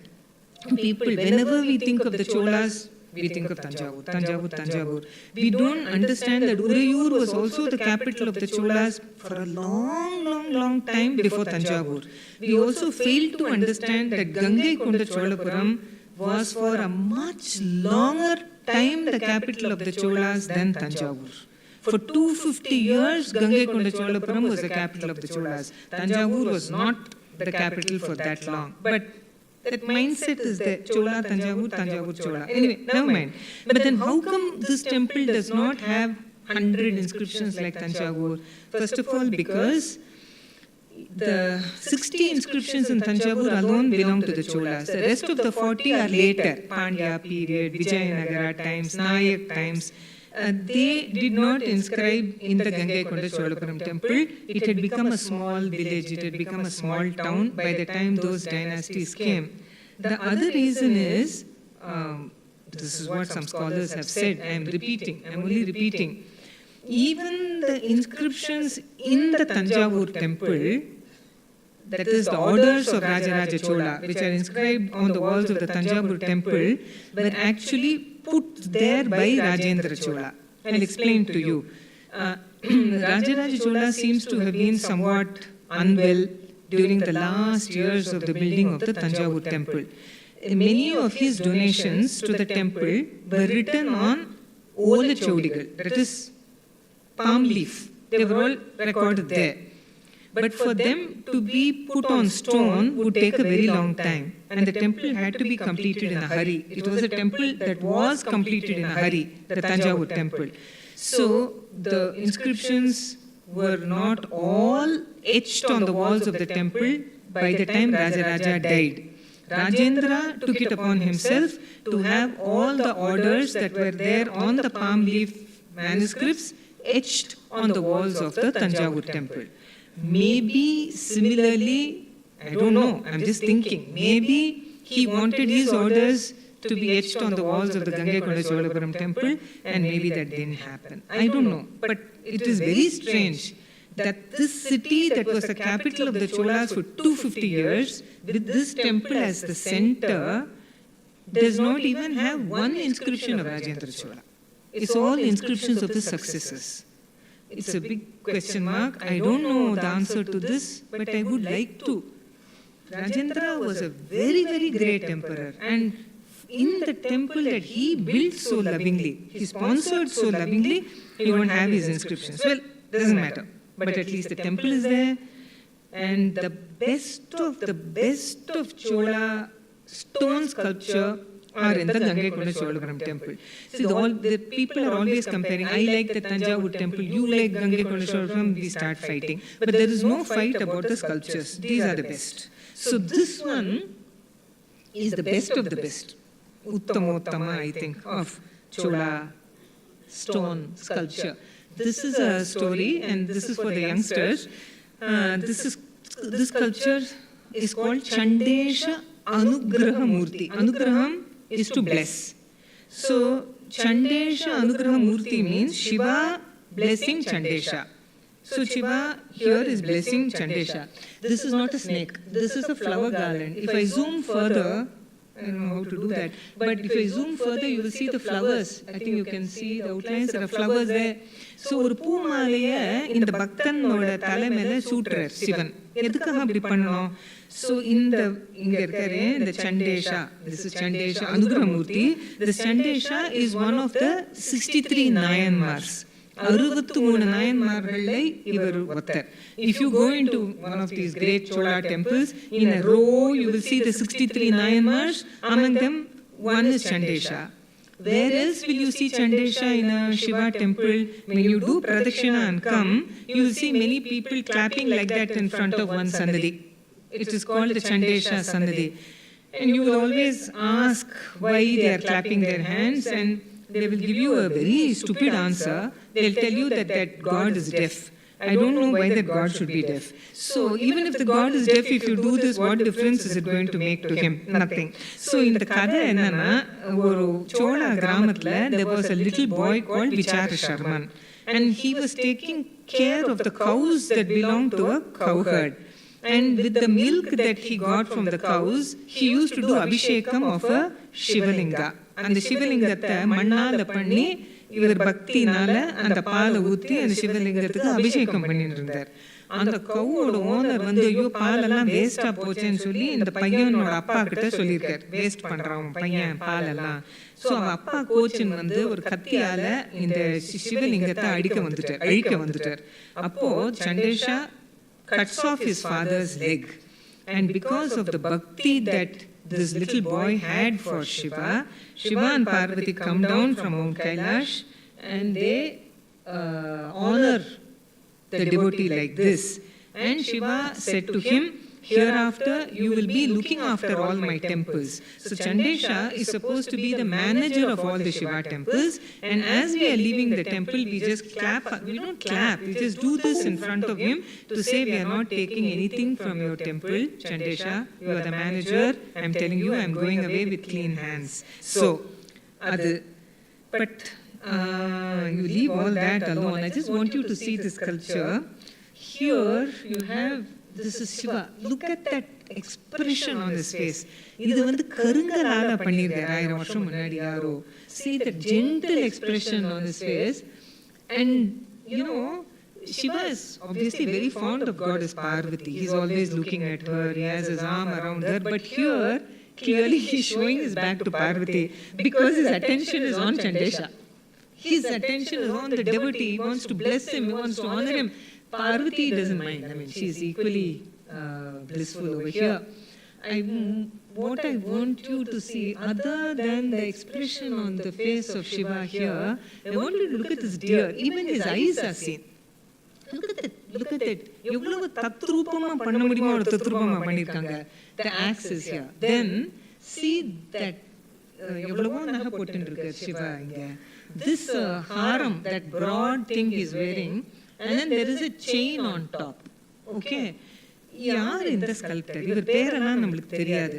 இப்போ நான் இந்த புடவையை உடுத்திட்டு இருக்கேன், இந்த மாலை வந்து என் புடவைக்குள்ள இருக்கு, இதை எடுத்து ஸ்கல்ப்ட் பண்ணுமா? நான் புடவையை முதல்ல ஸ்கல்ப்ட் பண்ணுவாங்களா இல்லை இந்த முத்து மாலையை முதல்ல ஸ்கல்ப்ட் பண்ணுவாங்களா? அத்தனை யோசனை பண்ணியிருக்காரு இவர். That this chain comes on top of that big ஹாரம். இது ஈஸி கிடையாது. நீங்க ஒரு கல்லை எடுத்து பண்ணி பாருங்களேன், ஈஸி கிடையாது. இந்த கல்லை இங்க வச்சு செதுக்கிருக்காங்க. இது தப்பு பண்ணா எடுக்கிறது ரொம்ப கஷ்டம், எடுக்கவே முடியாது. And then look at his fingernails. Look at how many rings he wears. Look at how gently he touches that garland.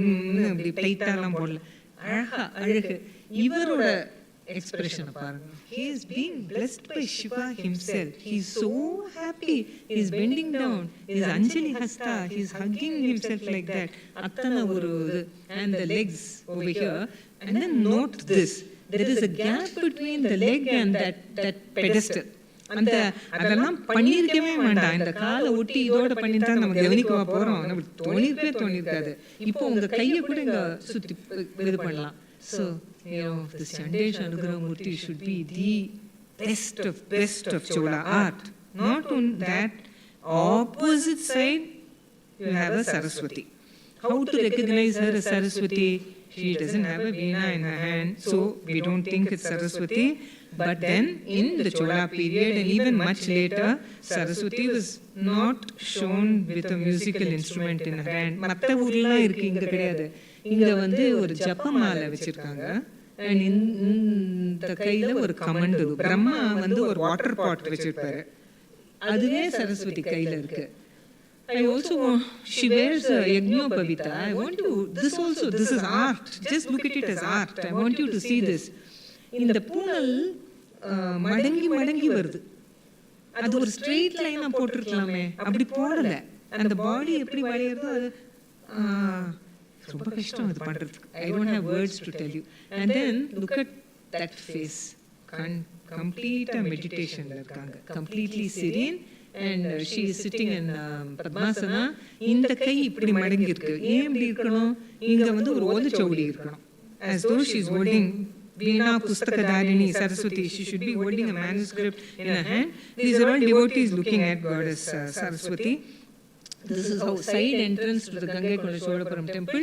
Two huge Dwarapalakas. Then there is a Nataraja. I cannot do justice to the entire Gangaikonda Cholapuram temple, but I'll just show you some things. இந்த Nataraja புரிஞ்சிக்கிறதுக்கு கொஞ்சம் time வேணும்.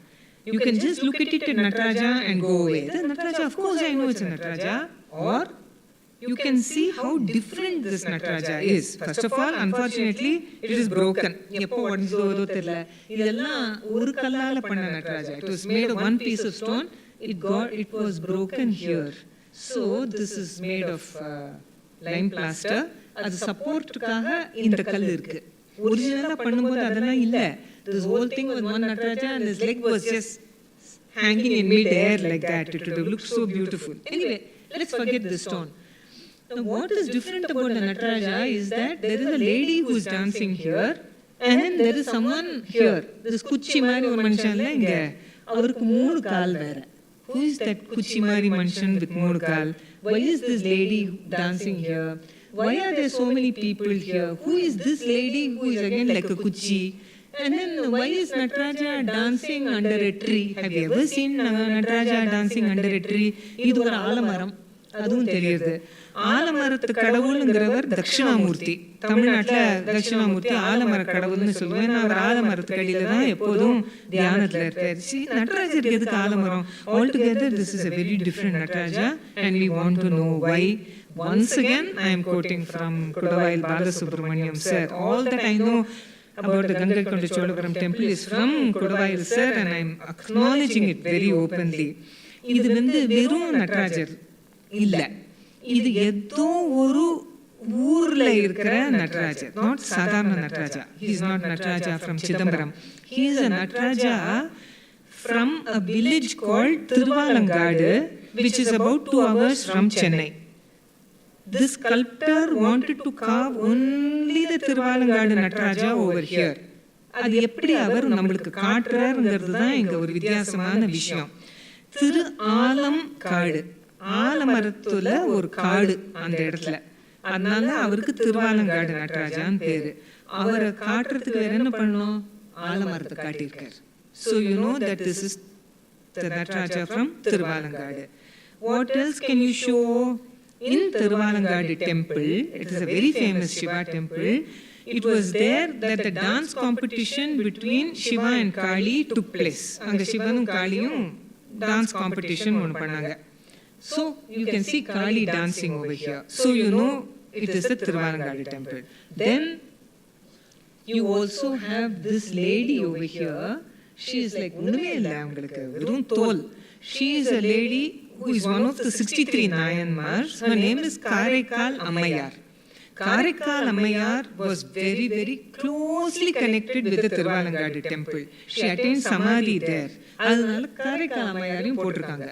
Karaikal Ammayar plus Kali dancing plus the Alamaram clearly shows you that it is no other Nataraja but he from the Thiruvalangadu temple. Plus இவர் இருக்காரு, இவருக்கும் திருவாலங்காடுக்கும் சம்பந்தம் கிடையாது. இந்த 3 கால் குச்சி மாதிரி இருக்கிற மனுஷன், he was Bringi. Bringi was a rishi who was a great devotee of Shiva. அந்த பிரிங்கி எப்பேற்பட்டவர்னா, அவர் சிவனை மட்டும் தான் ஸ்தோத்திரம் பண்ணுவார், சிவனை மட்டும் தான் வலம் வருவார். He would do prediction of nobody but Shiva. Shiva was everything to him, not even Parvati. So Shiva and Parvati decided to teach Bringi a lesson. They became one. They became Ardhanarishwara. You know, half Shiva, half Parvati, one body. But Bringi did not want to do namaskaram to Parvati. So what he did was he became an insect and made a hole and did pradakshina only of Shiva. So Parvati got very angry and she cursed him to become very thin and very weak. He couldn't even stand. So Shiva gave him an extra leg. That's why you see Bringi with 3 legs. This is that story. And then these are all Shiva Ganas who are playing on different musical instruments. It's a very, very different kind of Nataraja. Plus you will see Ganesha on his mouse and Muruga on his peacock over here. And you will see Parvati watching him dance. That's Parvati. Look at how she stands so gracefully. She's watching Shiva dance. This is Ganesha and Muruga is right behind him. They are there on their respective vahanas watching Shiva dance. You have another sculpture here.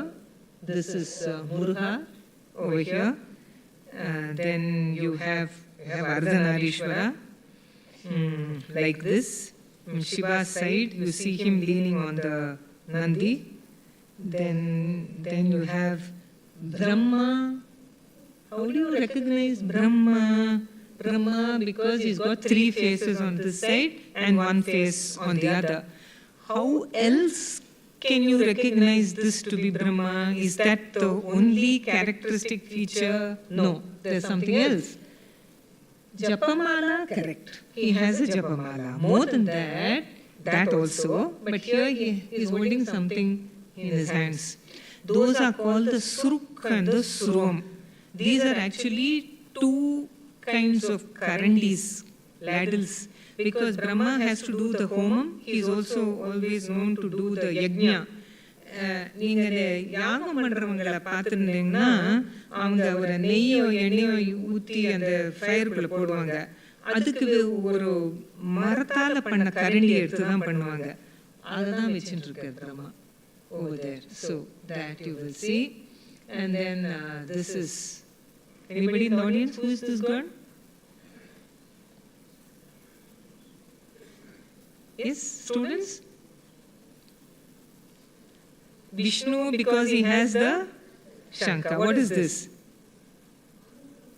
This is an axe. Parashu, river Shivan vechirpar. So this is Shankara Narayana or Harihara. All right? So from a distance it looks like this. That one. This one is right up on the Vimanam. Enna movement panuva Shivan. Kovatla irkar, ugrama irkar. And you can see the head of an elephant. Ingen sariya theriyala. This is the head of an elephant. What he is holding over here is the hide of the yani oda thola vechindrukar. So he is killing he has killed an elephant which was actually an asura, and he is called Gaja Samhara Murti. This is a form of Shiva called Lingodbhava. Before I wind up, I want to tell you, near the Gangaikonda Cholapuram temple, there is a place called Maligai Medu. Maligai, you know. Adu or kaalathla, because of the invasion of the Pandyas, that palace went off. And then slowly, that palace disappeared. And it became nothing at all. And villagers started taking out the bricks from the palace to build their own houses. So part of Rajendra's palace is there in Gangaikonda Cholapuram even today. Finally, archaeologists have started working over here and they have recovered parts of the palace and they see that this was a phenomenal palace. Anyway, these are all different parts of the Gangaikonda Cholapuram temple in active worship even today. Ambal Sannadhi, Mahishasuramarthini Sannadhi, etc. Gangaikonda Cholapuram போறவங்க அத்தனை பேரும் இதுகிட்ட நின்று selfie எடுத்துப்பாங்க. நீங்களும் எடுத்துக்கலாம், ஒன்றும் problem இல்லை. ஆனால் இது வந்து அவ்வளோ முக்கியமான இடம் கிடையாது, அது மட்டும் சொல்லிடுறேன். This is a structure that was built much later, hardly 200 years ago by the Zamindars of Udayarpalayam. இது ராஜேந்திரன் கட்டலை. பட் இந்த லயனோட காலுக்கு நடுவில் ஒரு கதவு இருக்கு. இந்த கதவுக்குள்ள போனா படிக்கட்டு இருக்கு, கீழே போனா ஒரு கிணறு இருக்கு. They say that the waters of the Ganga that was brought by the army of Rajendra Chola was poured into this kinar, and they think it's very important. Maybe it was, I don't know, but it was definitely poured into another place. Like we saw one sad Nandi in the Tanjavur temple, no, Rajaraja Nandi ஓரமா வச்சிருக்காங்களே, அதே மாதிரி இது வந்து original Nandi கிடையாது. I think it was on the compound wall, then he fell off. And I always feel very, sorry for this Nandi, because doesn't he look sad? I'll tell you why he looks sad. Because he has seen Rajendra Chola come and go. He has seen so many Cholas come and go. He has seen Gangaikonda Cholapuram as a center of a very great empire, Chola Samrajyam, which included Sri Lanka, included Indonesia, parts of Malaysia. It went up almost to entire South India. Now Gangaikonda Cholapuram is like one small gramam. No wonder he feels sad and he's showing it also. So if you go about 2 kilometers from Gangaikonda Cholapuram, you'll see this very big lake. It's a huge lake. My photo does no justice to him.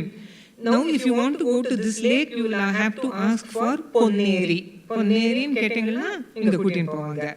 But the original name of this lake was Chola Gangam. And why it was called Chola Gangam is because in his inscription itself, Rajendra says the waters of the Ganga that were brought all the way from North India were poured into this lake. And it became the Ganga of the Cholas. So it was called Chola Gangam. And there was a very great poet in Rajendra Chola's time. அவர் இன்னும் ஒரு step மேலே போறார். அவர் என்ன சொல்றாருன்னா, ஒரு ராஜா வந்து இன்னொரு ராஜாவை கான்குவர் பண்ணாக்க அந்த கான்குவர் பண்ண நாட்டுல வந்து அவர் ஒரு பில்லரை நடுவர். It's called the pillar of victory, Jayastambam. Suppose I conquer some other country, my soldiers will go there and put a stone pillar of victory. I have conquered that country. Rajendra did not do that. Gently he brought the waters of the Ganga, he poured it into this tank, and this is the liquid pillar of victory. So that's what he says. This tank, Chola Gangam, according to Dr. Nagaswami, a very great scholar, archaeologist, it is said to be probably the biggest irrigation tank in the whole of India. Artificial tank. Rajendra Chola ஆளை வச்சு இதை வெட்ட சொன்னது. வீராணம் ஏரியை விட பெரிசா இது ஒரு காலத்துல. It was bigger. But இப்போ நீங்க போனீங்கன்னா ஏன் இவ்வளவு சின்னதா இருக்கு? When I drove there wanting to see one big Chola Gangam, I was so disappointed. I said, why is it so small? Why is it so small? I didn't realize that I was in a road that was going right in the middle of this tank. So it's on this side, it's on this side. And of course, maintenance also is not that great. I've run out of time, I'm very sorry. But this is what I want to tell you. You students are living in a land that was ruled by the great Cholas. In every way, it's a great land, not only for temples, but for administration, for irrigation, for agriculture, for trade, for every. இந்த பக்கம் திரும்பினா உங்களுக்கு கும்பகோணம், இந்த பக்கம் திரும்பினா திருவாரூர், அந்த பக்கம் கங்கைகொண்ட சோழபுரம், இங்க தாராசுரம், இங்க Thanjavur. Very very fortunate you are. நாங்கள்லாம் அங்கேருந்து பிளேனோ ட்ரெயினோ ஏதோ பிடிச்சின்னு வந்து இங்கே பார்க்குறோம். You are right in the middle of the great Chola Nadu. You have to be very very proud.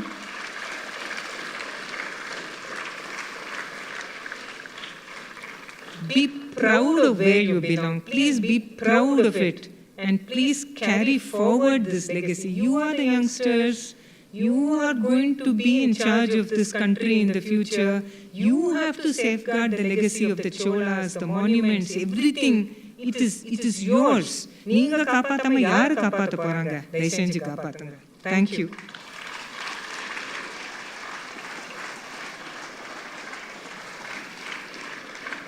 Thank you, ma'am. Now we welcome questions from the audience.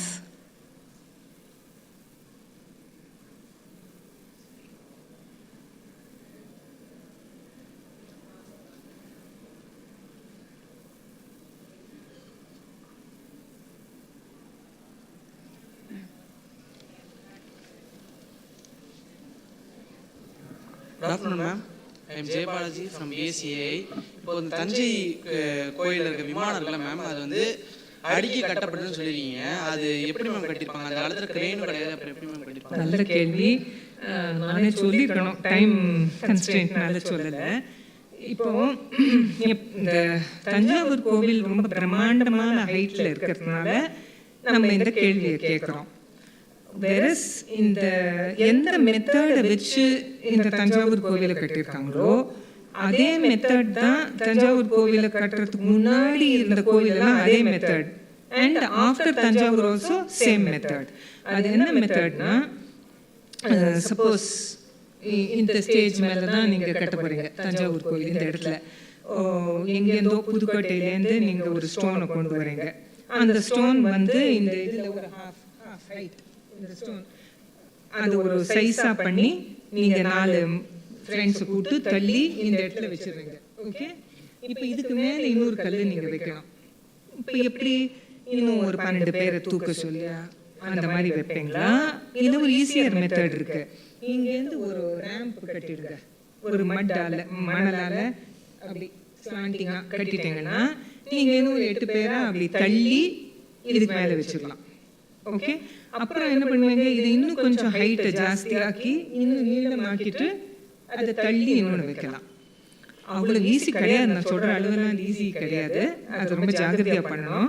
அப்புறம் 4 சைடும் பண்ணணும். உள்ளுக்குள்ள எம்டியாக இருக்கணும், அதுதான் கருவறை, அங்கே தான் சிவலிங்கம் வரப்போகிறது. ஸோ என்ன பண்ணுவாங்கன்னா, ஒரு சைடு வால் 2 சைடு வாலை கட்டிட்டு உள்ளுக்குள்ள மணலை போட்டுருவாங்க.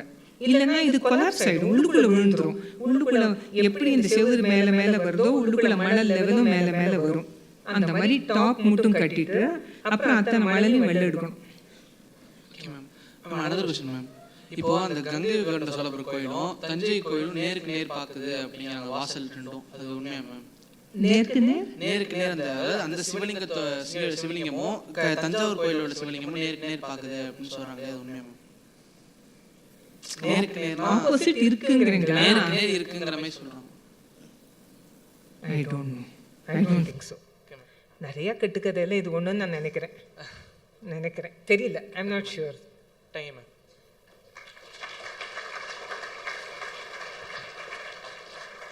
நமஸ்தே ma'am, I am Haripriya from BCom bank management. நான் வந்து நிறைய கோயிலுக்குலாம் போயிருக்கேன் மேம். அதில் வந்து என்ட்ரன்ஸ் கோபுரம் வந்து ரொம்ப பெருசாக இருக்கும், உள்ளார உள்ள கோபுரம் வந்து ரொம்ப சின்னதாக இருக்கும். ஆனால் தஞ்சாவூர் பெரிய கோவிலில் வந்து என்ட்ரன்ஸ் கோபுரம் வந்து ரொம்ப சின்னதாக இருக்குது, உள்ளார உள்ள கோபுரம் வந்து ரொம்ப பெருசாக இருக்கே, ஹைட்டாக இருக்கே. ஏன் மேம், ரீசன் ஏதாவது இருக்கா? இல்லை, நீங்கள் கொஞ்சம் கன்ஃபியூஸ் ஆகிறீங்க. என்ட்ரன்ஸில் இருக்கிறது 2 தான் கோபுரம். அதாவது ஃபர்ஸ்ட் கோபுரம் தஞ்சாவூரில் ரொம்ப பெருசு, அப்புறம் உள்ளுக்குள்ளே இருக்கிறது இது ஒரு நிமிஷம் உங்களுக்கு எக்ஸ்பிளைன் பண்ணுறேன். Just give me 1 second, I will explain this. இது ரொம்ப முக்கியமான விஷயம். இதுதான் கோபுரம், இது 2 தான் கோபுரம், இது 2 தான் என்ட்ரன்ஸ். இதுதான் நிறைய கோவிலில் இருக்கும், 2 கோபுரம் இருக்கும், 4 கோபுரம் இருக்கும். நீங்கள் இதை சொல்கிறீங்க, இது கோபுரம் இல்லை, இது பேர் விமானம். இது கருவறை மேலே இருக்கிற ஸ்ட்ரக்சர். இது நீங்கள் என்ன கேட்க வரீங்கன்னா, மற்ற கோவிலெல்லாம் கோபுரம் ஹைட்டாக இருக்குது, கருவறை மேலே இருக்கிற விமானம் வந்து சின்னதாக இருக்குது, இங்கே கோபுரம் சின்னதாக இருக்குது, கருவறை மேலே இருக்கிற விமானம் பெருசு. அதுதான் உங்கள் கேள்வி. இது ராஜராஜன் அந்த மாதிரி ஒரு அமைப்பில் பண்ணியிருக்கார். இந்த கோவில் கட்டுறதுக்கு முன்னாடி எந்த விமானமும் இந்த சைஸு கிட்டவே வரல, எல்லாம் சின்னதாக தான் இருந்தது. இந்த விமானம் இன்னி மட்டும், இதை கட்டி 1000 வருஷத்துக்கு மேலே, அது இன்னி மட்டும் இதுதான் டாலஸ்ட் விமானம் இன் த வேர்ல்டு. அதான் அந்த அமைப்பு அப்படி அவருக்கு அப்படி வேணும்னு இருந்தது. ஓகே சார், இன்னும் ஒரு கொஷின் மேம். நிழல் படா கோபுரம் சொன்னீங்க மேம், நானும் பார்த்துருக்கேன். அந்த கோபுரத்தனோட நிழல் வந்து கீழே விமானம், நாட் கோபுரம், விமானம் வந்து கீழே விழுது மேம். ஆனால் அந்த விமானத்தின் மேலே வந்து நிழல் படாதா? அந்த விமானத்துக்கு மேலே நிழல் படாதா? இல்லை, அதுக்கு மேலே எதோட நிழல் படும்? அதாவது ஒரு பேர்ட்ஸ் பறந்து போனால், அதாவது ஃப்ளைட் பறந்து கட்டாயம் விழும். ஏன் விழாது? விழும். அது மேலேயும் நிழல் விழும், அதனோட நிழலும் கீழே விழும், கட்டாயம். Okay ma'am, thank you ma'am. தன்யவாதம் ma'am, thank you. Namaste ma'am, I'm Sindhuja, first BCom 3rd section. மற்ற கோயிலெல்லாம் பார்த்தோன்னா பெயிண்டிங் இருக்குது மேம். இந்த கோவில் செவரு மேலே எல்லாத்துலேயும் பெயிண்டிங் இருக்குது. தஞ்சாவூர் பெரிய கோயிலும் கங்கை கொண்ட சோழபுரம் கோயில் மேலேயும் ஏன் பிளெயினாக இருக்குது பெயிண்டிங் இல்லாமல்? அந்த கோபுரத்தை சொல்கிறேங்க இல்லையா? ஃபுல்லாகவே மேம். ஓகே. மற்ற கோயிலில் ஃபுல்லாக எல்லாத்துலேயுமே பெயிண்டிங். நல்ல கேள்வி. ஆக்சுவலி என்னென்னா, சாஸ்திரம், ஆகம சாஸ்திரம் ஒரு ஒரு ரூல்ஸ் இருக்குது. அதுபடி எல்லா கோவிலும் பெயிண்ட் பண்ணி ஆகணும். எல்லா கோவிலுமே ஒரு காலத்தில் பெயிண்டடாக தான் இருந்திருக்கணும். விமானமும் சரி, கோபுரமும் சரி, எல்லாமும் சிற்பங்களும் சரி, எல்லாமே பெயிண்ட் பண்ணி தான் இருந்திருக்கணும். ஆனால் அந்த பெயிண்ட் வந்து organic paint, that is natural paint. நம்ம கல்லுலேருந்து, ராக்ஸ்லேருந்து வருது, இல்லை இலையிலேருந்து எடுக்கிற பெயிண்ட், அந்த மாதிரி. இதுவும் அப்படி தான் இருந்திருக்கும், நோ டவுட். ஆக்சுவலி இந்த உள்ளுக்குள்ளே ஒரு பிரதட்சணம் இருக்குன்னு சொன்னேன் இல்லையா, அதுக்குள்ளே சில ஸ்கல்ப்சர்ஸுக்கு இன்னமும் பெயிண்ட் தெரியுது. அதுக்கு ஏதோ கெமிக்கல் யூஸ் பண்ணியிருப்பாங்களா மேம்? அந்த காலத்தில் கெமிக்கல் கிடையாது. எல்லாம் மலையாமல் இருக்குது இத்தனை வருஷம். அந்த ஏன்னா அது உள்ளுக்குள்ளே இருக்குது. இதெல்லாம் வெளியில் இருக்கிறதெல்லாம் அழிஞ்சு போயிடுது. இப்போது இருக்கிற கோவிலுக்கு நீங்கள் பெயிண்ட் பார்க்குறீங்களே, அதெல்லாம் வந்து இப்போ கெமிக்கல் பெயிண்ட்டை போட்டு அடிச்சிருக்காங்க. ஆக்சுவலி அது அப்படி இருக்கவே கூடாது. நேச்சுரல் பெயிண்ட் இருந்தாக்க அந்த சிற்பங்கள் எல்லாம் உடையாமல் இருக்கும். ஆனால் இப்போது நம்மளுக்கு அந்த நேச்சுரல் பெயிண்ட் பண்ணுறதுக்கு ரொம்ப டைம் ஆகும், ரொம்ப காசாகும். அதனால் இப்போல்லாம் வந்து இந்த கெமிக்கல் பெயிண்ட்டை வாங்கி அது மேலே பூச்சிடுறாங்க. அது கரெக்ட் கிடையாது, வேறு வழி இல்லாமல் பண்ணுறாங்க. அந்த பெயிண்டடாக இருக்குது. இந்த கோவிலை ஏன் பெயிண்ட் பண்ணாமல் வச்சுருக்காங்கன்னா, இந்த கோவில், கங்கை கொண்ட சோழபுரம் கோவில், அந்த மாதிரி ஒரு சில கோவில்கள் இந்தியாவில் ஆர்கியாலஜிக்கல் சர்வே ஆஃப் இந்தியாவோட பராமரிப்பில் இருக்குது. அவங்க எல்லாம் இந்த கெமிக்கல் பெயிண்ட் எடுத்து மேலே பூச மாட்டாங்க. ஏன்னா பூசினா இருக்கிற அழகும் போயிடும், அந்த கல்லுக்கும் அது ஒரு பாதிப்பாக வரும். அதனால அவங்க அதை பூச மாட்டாங்க. அதனால தான் உங்களுக்கு நேச்சுரல் ஸ்டோன் கலராகவே தெரியுது. Okay ma'am, thank you.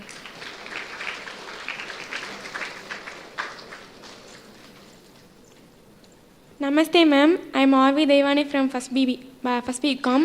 என்னோட கொஷின் என்னென்னா, அந்த காலத்துலலாம் ராஜாக்கள் வந்து டான்ஸ் கற்றுக்கிட்டாங்க அப்படின்னு சொல்லி நீங்கள் சொல்லியிருந்தீங்க, எதற்காக மேம்? அந்த காலத்தில் ராஜாக்கள், ராணிகள் எல்லாருமே ஒரு 64 கலையை கற்றுக்கணும்னு ஒரு ரூல் இருந்தது. அவங்க எதுக்காக டான்ஸு கற்றுக்கணும், எதுக்காக மியூசிக் கற்றுக்கணும்? அவங்களோ ரூல் பண்ண போகிறாங்க நாட்டை. அவங்களுக்கு ஏன் இது கற்றுக்கணுன்னா, ஃபுல்லாக பெரிய டான்ஸராகவோ பெரிய மியூசிஷியனாகவோ எதுவும் வர வேண்டாம். அதை கற்றுண்டான்னா ரசிக்க முடியும். ஒரு கோர்ட்டில் வந்து ஒரு டான்ஸ் ஆடினாலோ, ஒரு கோர்ட்டில் வந்து ஒரு மியூசிஷியன் பாடினாலோ, நம்மளுக்கு அந்த கலை தெரியலன்னா நம்ம எப்படி ரசிப்போம்? அதை ரசிக்கணும். அவங்க கிரேட்னஸை தெரிஞ்சுக்கணுன்னா நம்மளுக்கும் அது கொஞ்சம் அந்த நாலேஜ் இருக்கணும். இல்லைன்னாக்கா ஏதோ பண்ணுறாங்கன்னு விட்டு போயிடுவார் ராஜா. ஸோ அவருக்கும் இன்னும் ஒரு விஷயம் சொல்கிறேன். 64 கலையில் ராபரி கூட ஒரு கலை. ஆக்சுவலி தெஃப்ட்டு, சௌரியம் இன் சம்ஸ்கிருதம். ராபரி கூட தெரிஞ்சுக்கணும் ராஜா, எப்படி ராப் பண்ணுறதுன்னு. அப்போ தான் ராபரை பிடிக்க முடியும். ஸோ அந்த மாதிரி எல்லா கலையும் கொஞ்சம் கொஞ்சம் தெரிஞ்சு வச்சுட்டா தான் அதை அப்ரிஷியேட் பண்ண முடியும். அதுக்காக. Thank you ma'am.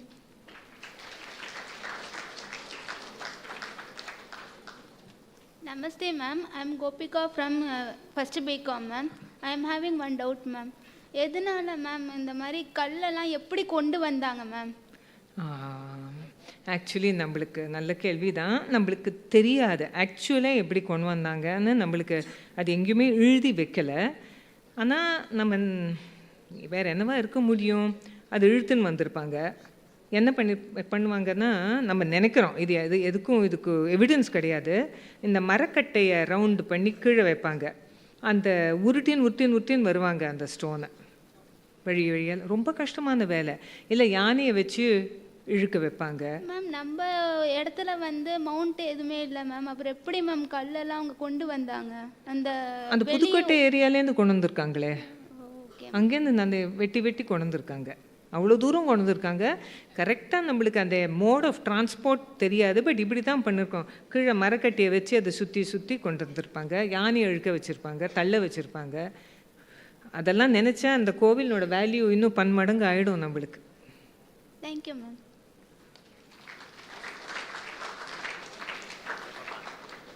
நமஸ்தே மேம். ரூபாஸ்டி ஃப்ரம் பிகாம் பேங்க் மேனேஜ்மெண்ட். எனக்கு கங்கை கொண்டு வர சோழபுரத்தில் ஒரு கொஷின் சொன்னீங்களா மேம், நடராஜருக்கு கீழே வந்து காரைக்கால் அம்மையார் இருக்காங்கன்ட்டு. அது கங்கை கொண்ட சோழம் கட்டுறதுக்கு முன்னாடி தானே சிற்பக்கலையெல்லாம் பண்ணியிருப்பாங்க. அந்த அம்மையார் அவங்க எப்படி பண்ணாங்க? காரைக்கால் அம்மையார் வந்து எப்போவோ முன்னாடி இருந்தாங்க. ராஜேந்திர சோழன் காலத்துக்கு எப்போவும் ரொம்ப காலத்துக்கு முன்னாடி அவங்க வாழ்ந்தாங்க. பட் அவங்க நடராஜரோட பெரிய டிவோட்டி. திருவாலங்காடில் இருந்தாங்க. திருவாலங்காடில் தான் அவங்களுக்கு மோட்சம் கிடச்சிதுன்னு எல்லாருக்குமே தெரிஞ்ச விஷயம்.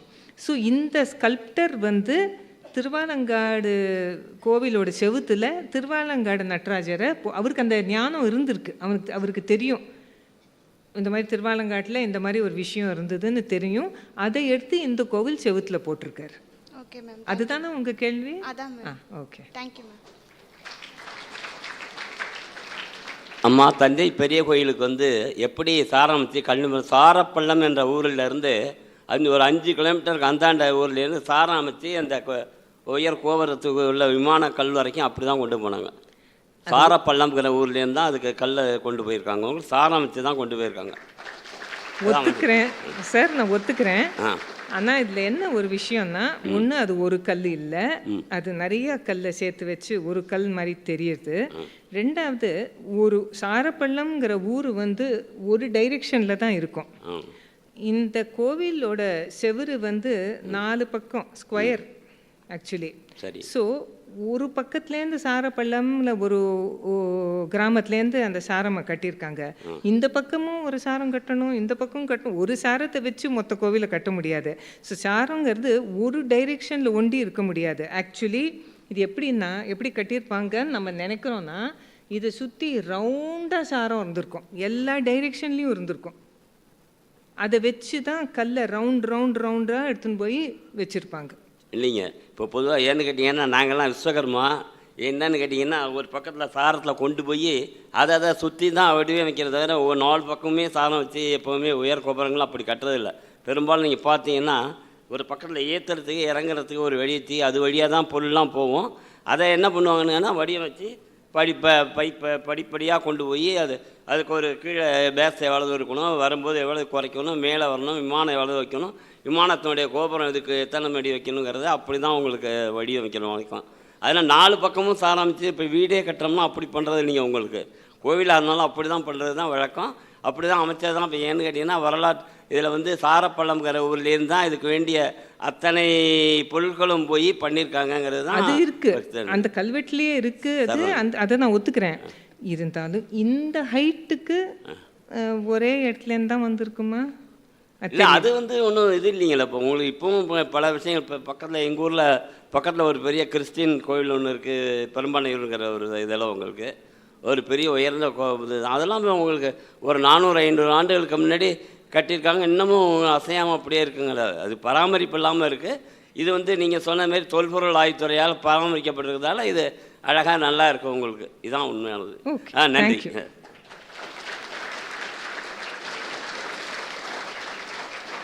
Ma'am, I'm Sanjay, first BCom பிஎம்லேருந்து பேசுகிறேன். இப்போ வந்து தமிழ் வந்து 1000 years பிஃபோரான தமிழ் இது கல்வெட்டில் இருக்கலாங்கிறீங்க மேம். அது எப்படி மேம் புரிஞ்சுக்கு? இப்போ இருக்க இலக்கணமும் அப்போ இருக்க இலக்கணமும் ஒரே மாதிரி தான் இருந்திருக்குமா, இல்லை டிஃப்ரெண்ட் வேறு வேறு மாதிரி இருந்திருக்குமா? கொஞ்சம் வித்தியாசம் இருக்கத்தான் இருக்குது. சில வார்த்தைகள் எல்லாம் நம்மளுக்கு புரியாது நம்ம படித்தாக்க, அது அதை படித்தவங்க அதை எக்ஸ்பிளைன் பண்ணால் நம்மளுக்கு. அது எப்படி மேம் அவங்களுக்கு தெரியும் இதுக்கு இந்த இலக்கணம் தான் வரும்னா அவங்களுக்கு எப்படி மேம் தெரியும்? அது அவங்க அவ்வளோ ஆராய்ச்சி பண்ணியிருக்காங்க. அது எபிகிராஃபின்னு ஒரு பிரான்ச் இருக்குது. ஆர்கியாலஜி தொல்பொருள் ஆராய்ச்சி பண்ணுறவங்களுக்கு இன்ஸ்கிரிப்ஷன்ஸை மட்டும் ஃபோக்கஸ் பண்ணி அவங்க படிப்பாங்க. அவங்களுக்கு இது தெரியும். அது கற்றுக்கலாம் கட்டாயம். மேம் அடுத்து இன்னொரு டவுட் கங்கை கொண்ட சோழபுரமோட விமானம் காமிச்சிங்களே மேம், அது டபுள் கலராக தெரிகிற மாதிரி இருக்குது. அது 2 கலருக்கு அது இது இருக்கா மேம், ரீசன் இருக்கா மேம்? இல்லை, அது ஆக்சுவலி அதுக்கு மேலே ஒரு ப்ரொடெக்டிவ் பெயிண்ட் இருக்குது. அது ஒரு நிமிஷம் நான் காட்டுறேன் உங்களுக்கு. நீங்கள் இதை தான் சொல்கிறீங்கன்னு நினைக்கிறேன். 1 second, just 1 second.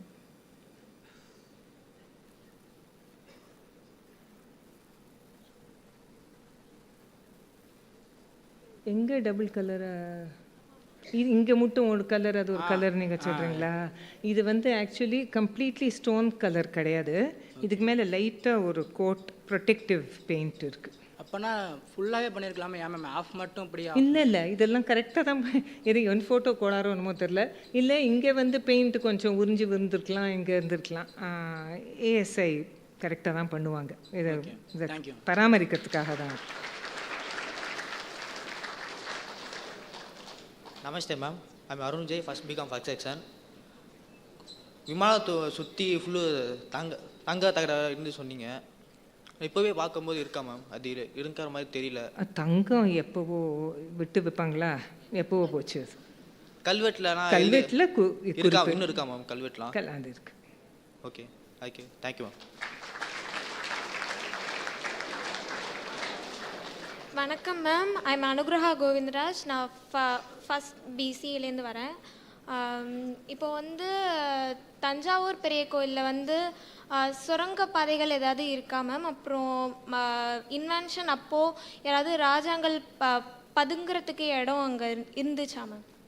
யூஸ்வலாக சொல்லுவாங்க, நிறைய கோவிலில் சுரங்கப்பாதை இருக்குது.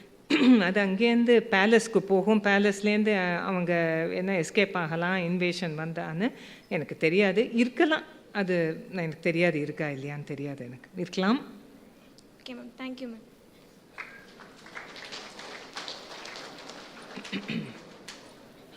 Good morning ma'am, I'm Shruti, first BBA. Thanjavur பெரிய கோயிலில் தலையாட்டி பொம்மை எதனால் மேம் ஃபேமஸ் ஆனிச்சு? அதுக்கு எதாவது கதை இருக்கா மேம்? தஞ்சாவூர் தலையாட்டி பொம்மை இருக்கலாம். அதெல்லாம் அப்புறமா வந்தது. அது மராட்டியர் காலரில் வந்த ஒரு கலை அது. Okay ma'am, thank you.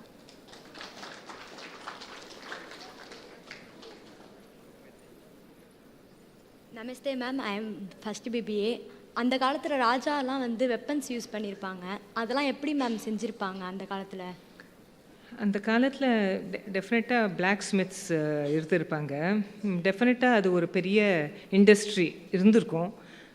அது எந்த மாதிரி இருந்திருக்குன்னு நம்மளுக்கு ஒரு சில ஸ்கல்ப்சர்ஸ்லேருந்து தெரிய வருதே தவிர அது நம்மளுக்கு எதுவுமே எவிடன்ஸ் கிடைக்கல. ஸ்கல்ப்சர்ஸ்லேருந்து தெரிய சோல்ஜர்ஸ் ஃபைட்டிங் அதுலேருந்து அந்த மாதிரி தான் யூஸ் பண்ணியிருப்பாங்கன்னு நம்மளுக்கு தெரிய வருது. கட்டாயம் அது ஒரு பெரிய இண்டஸ்ட்ரி தான் அது. பிளாக் ஸ்மித்ஸ் இருந்திருக்கும். Okay, thank you ma'am.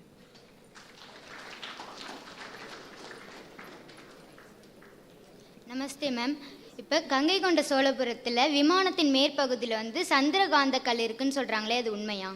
என்ன கல்? சந்திரகாந்த கல். எனக்கு தெரியாது. இருக்கலாம், நம்மளுக்கு தெரியாது. எனக்கு தெரியாது.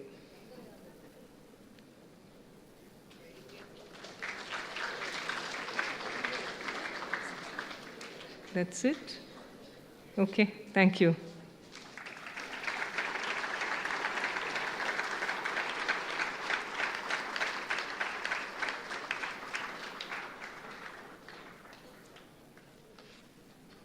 As proud denizens of Cholanadu, we thank Dr. Chitra Madhavan for the vibrant and sumptuous repast of information with visuals on the temples of Tanjavur and Gangaikonda Cholapuram. Thank you, ma'am.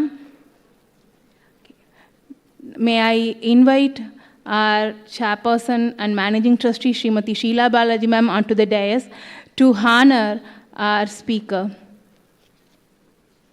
Vanita ma'am, please accompany.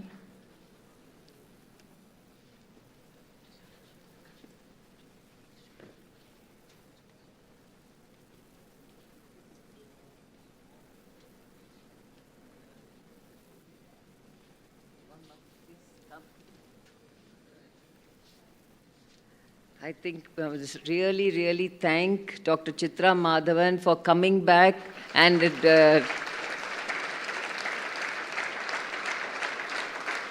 you know, நீங்க ஒவ்வொருத்தரும் இந்த மண்ணின் மைந்தர்கள் whatever you call it, sons and daughters, இந்த நீங்கள் கட்டாயம் தஞ்சாவூருக்கு முக்கால்வாசி பேர் நீங்கள் போயிருப்பீங்க.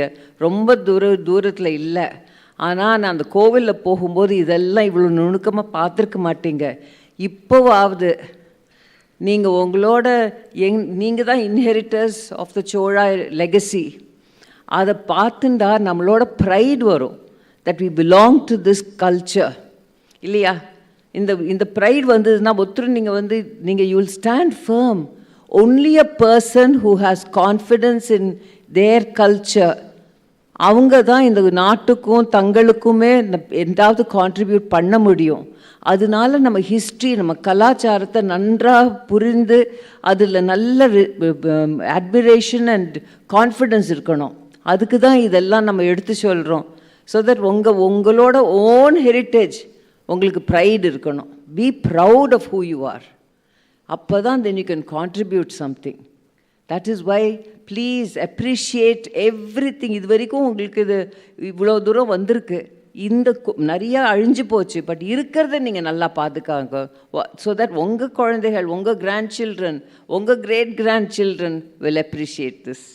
Okay, thank you Chitra for all this, because I think many of our students don't see, they don't know, nobody has told them. இது யாராவது சொல்லி கொடுத்துருக்காங்களா உங்களுக்கு இது வரைக்கும்? அதனால இப்போ இதுலேருந்து நம்ம நிறையா கற்றுக்கலாம்.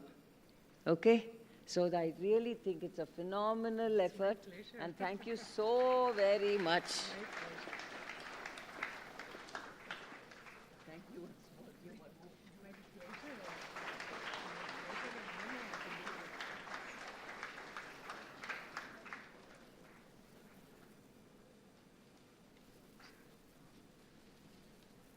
Join us for Chitra? Yes. Join us for lunch.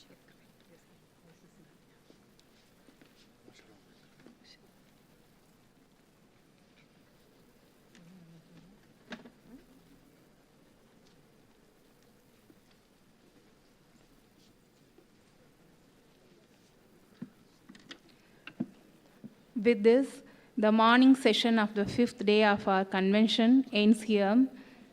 So let's gather here by 3:30 to listen to a talk by Dr. Sri U.A. Venkatesh on the essence of Sanatana Dharma.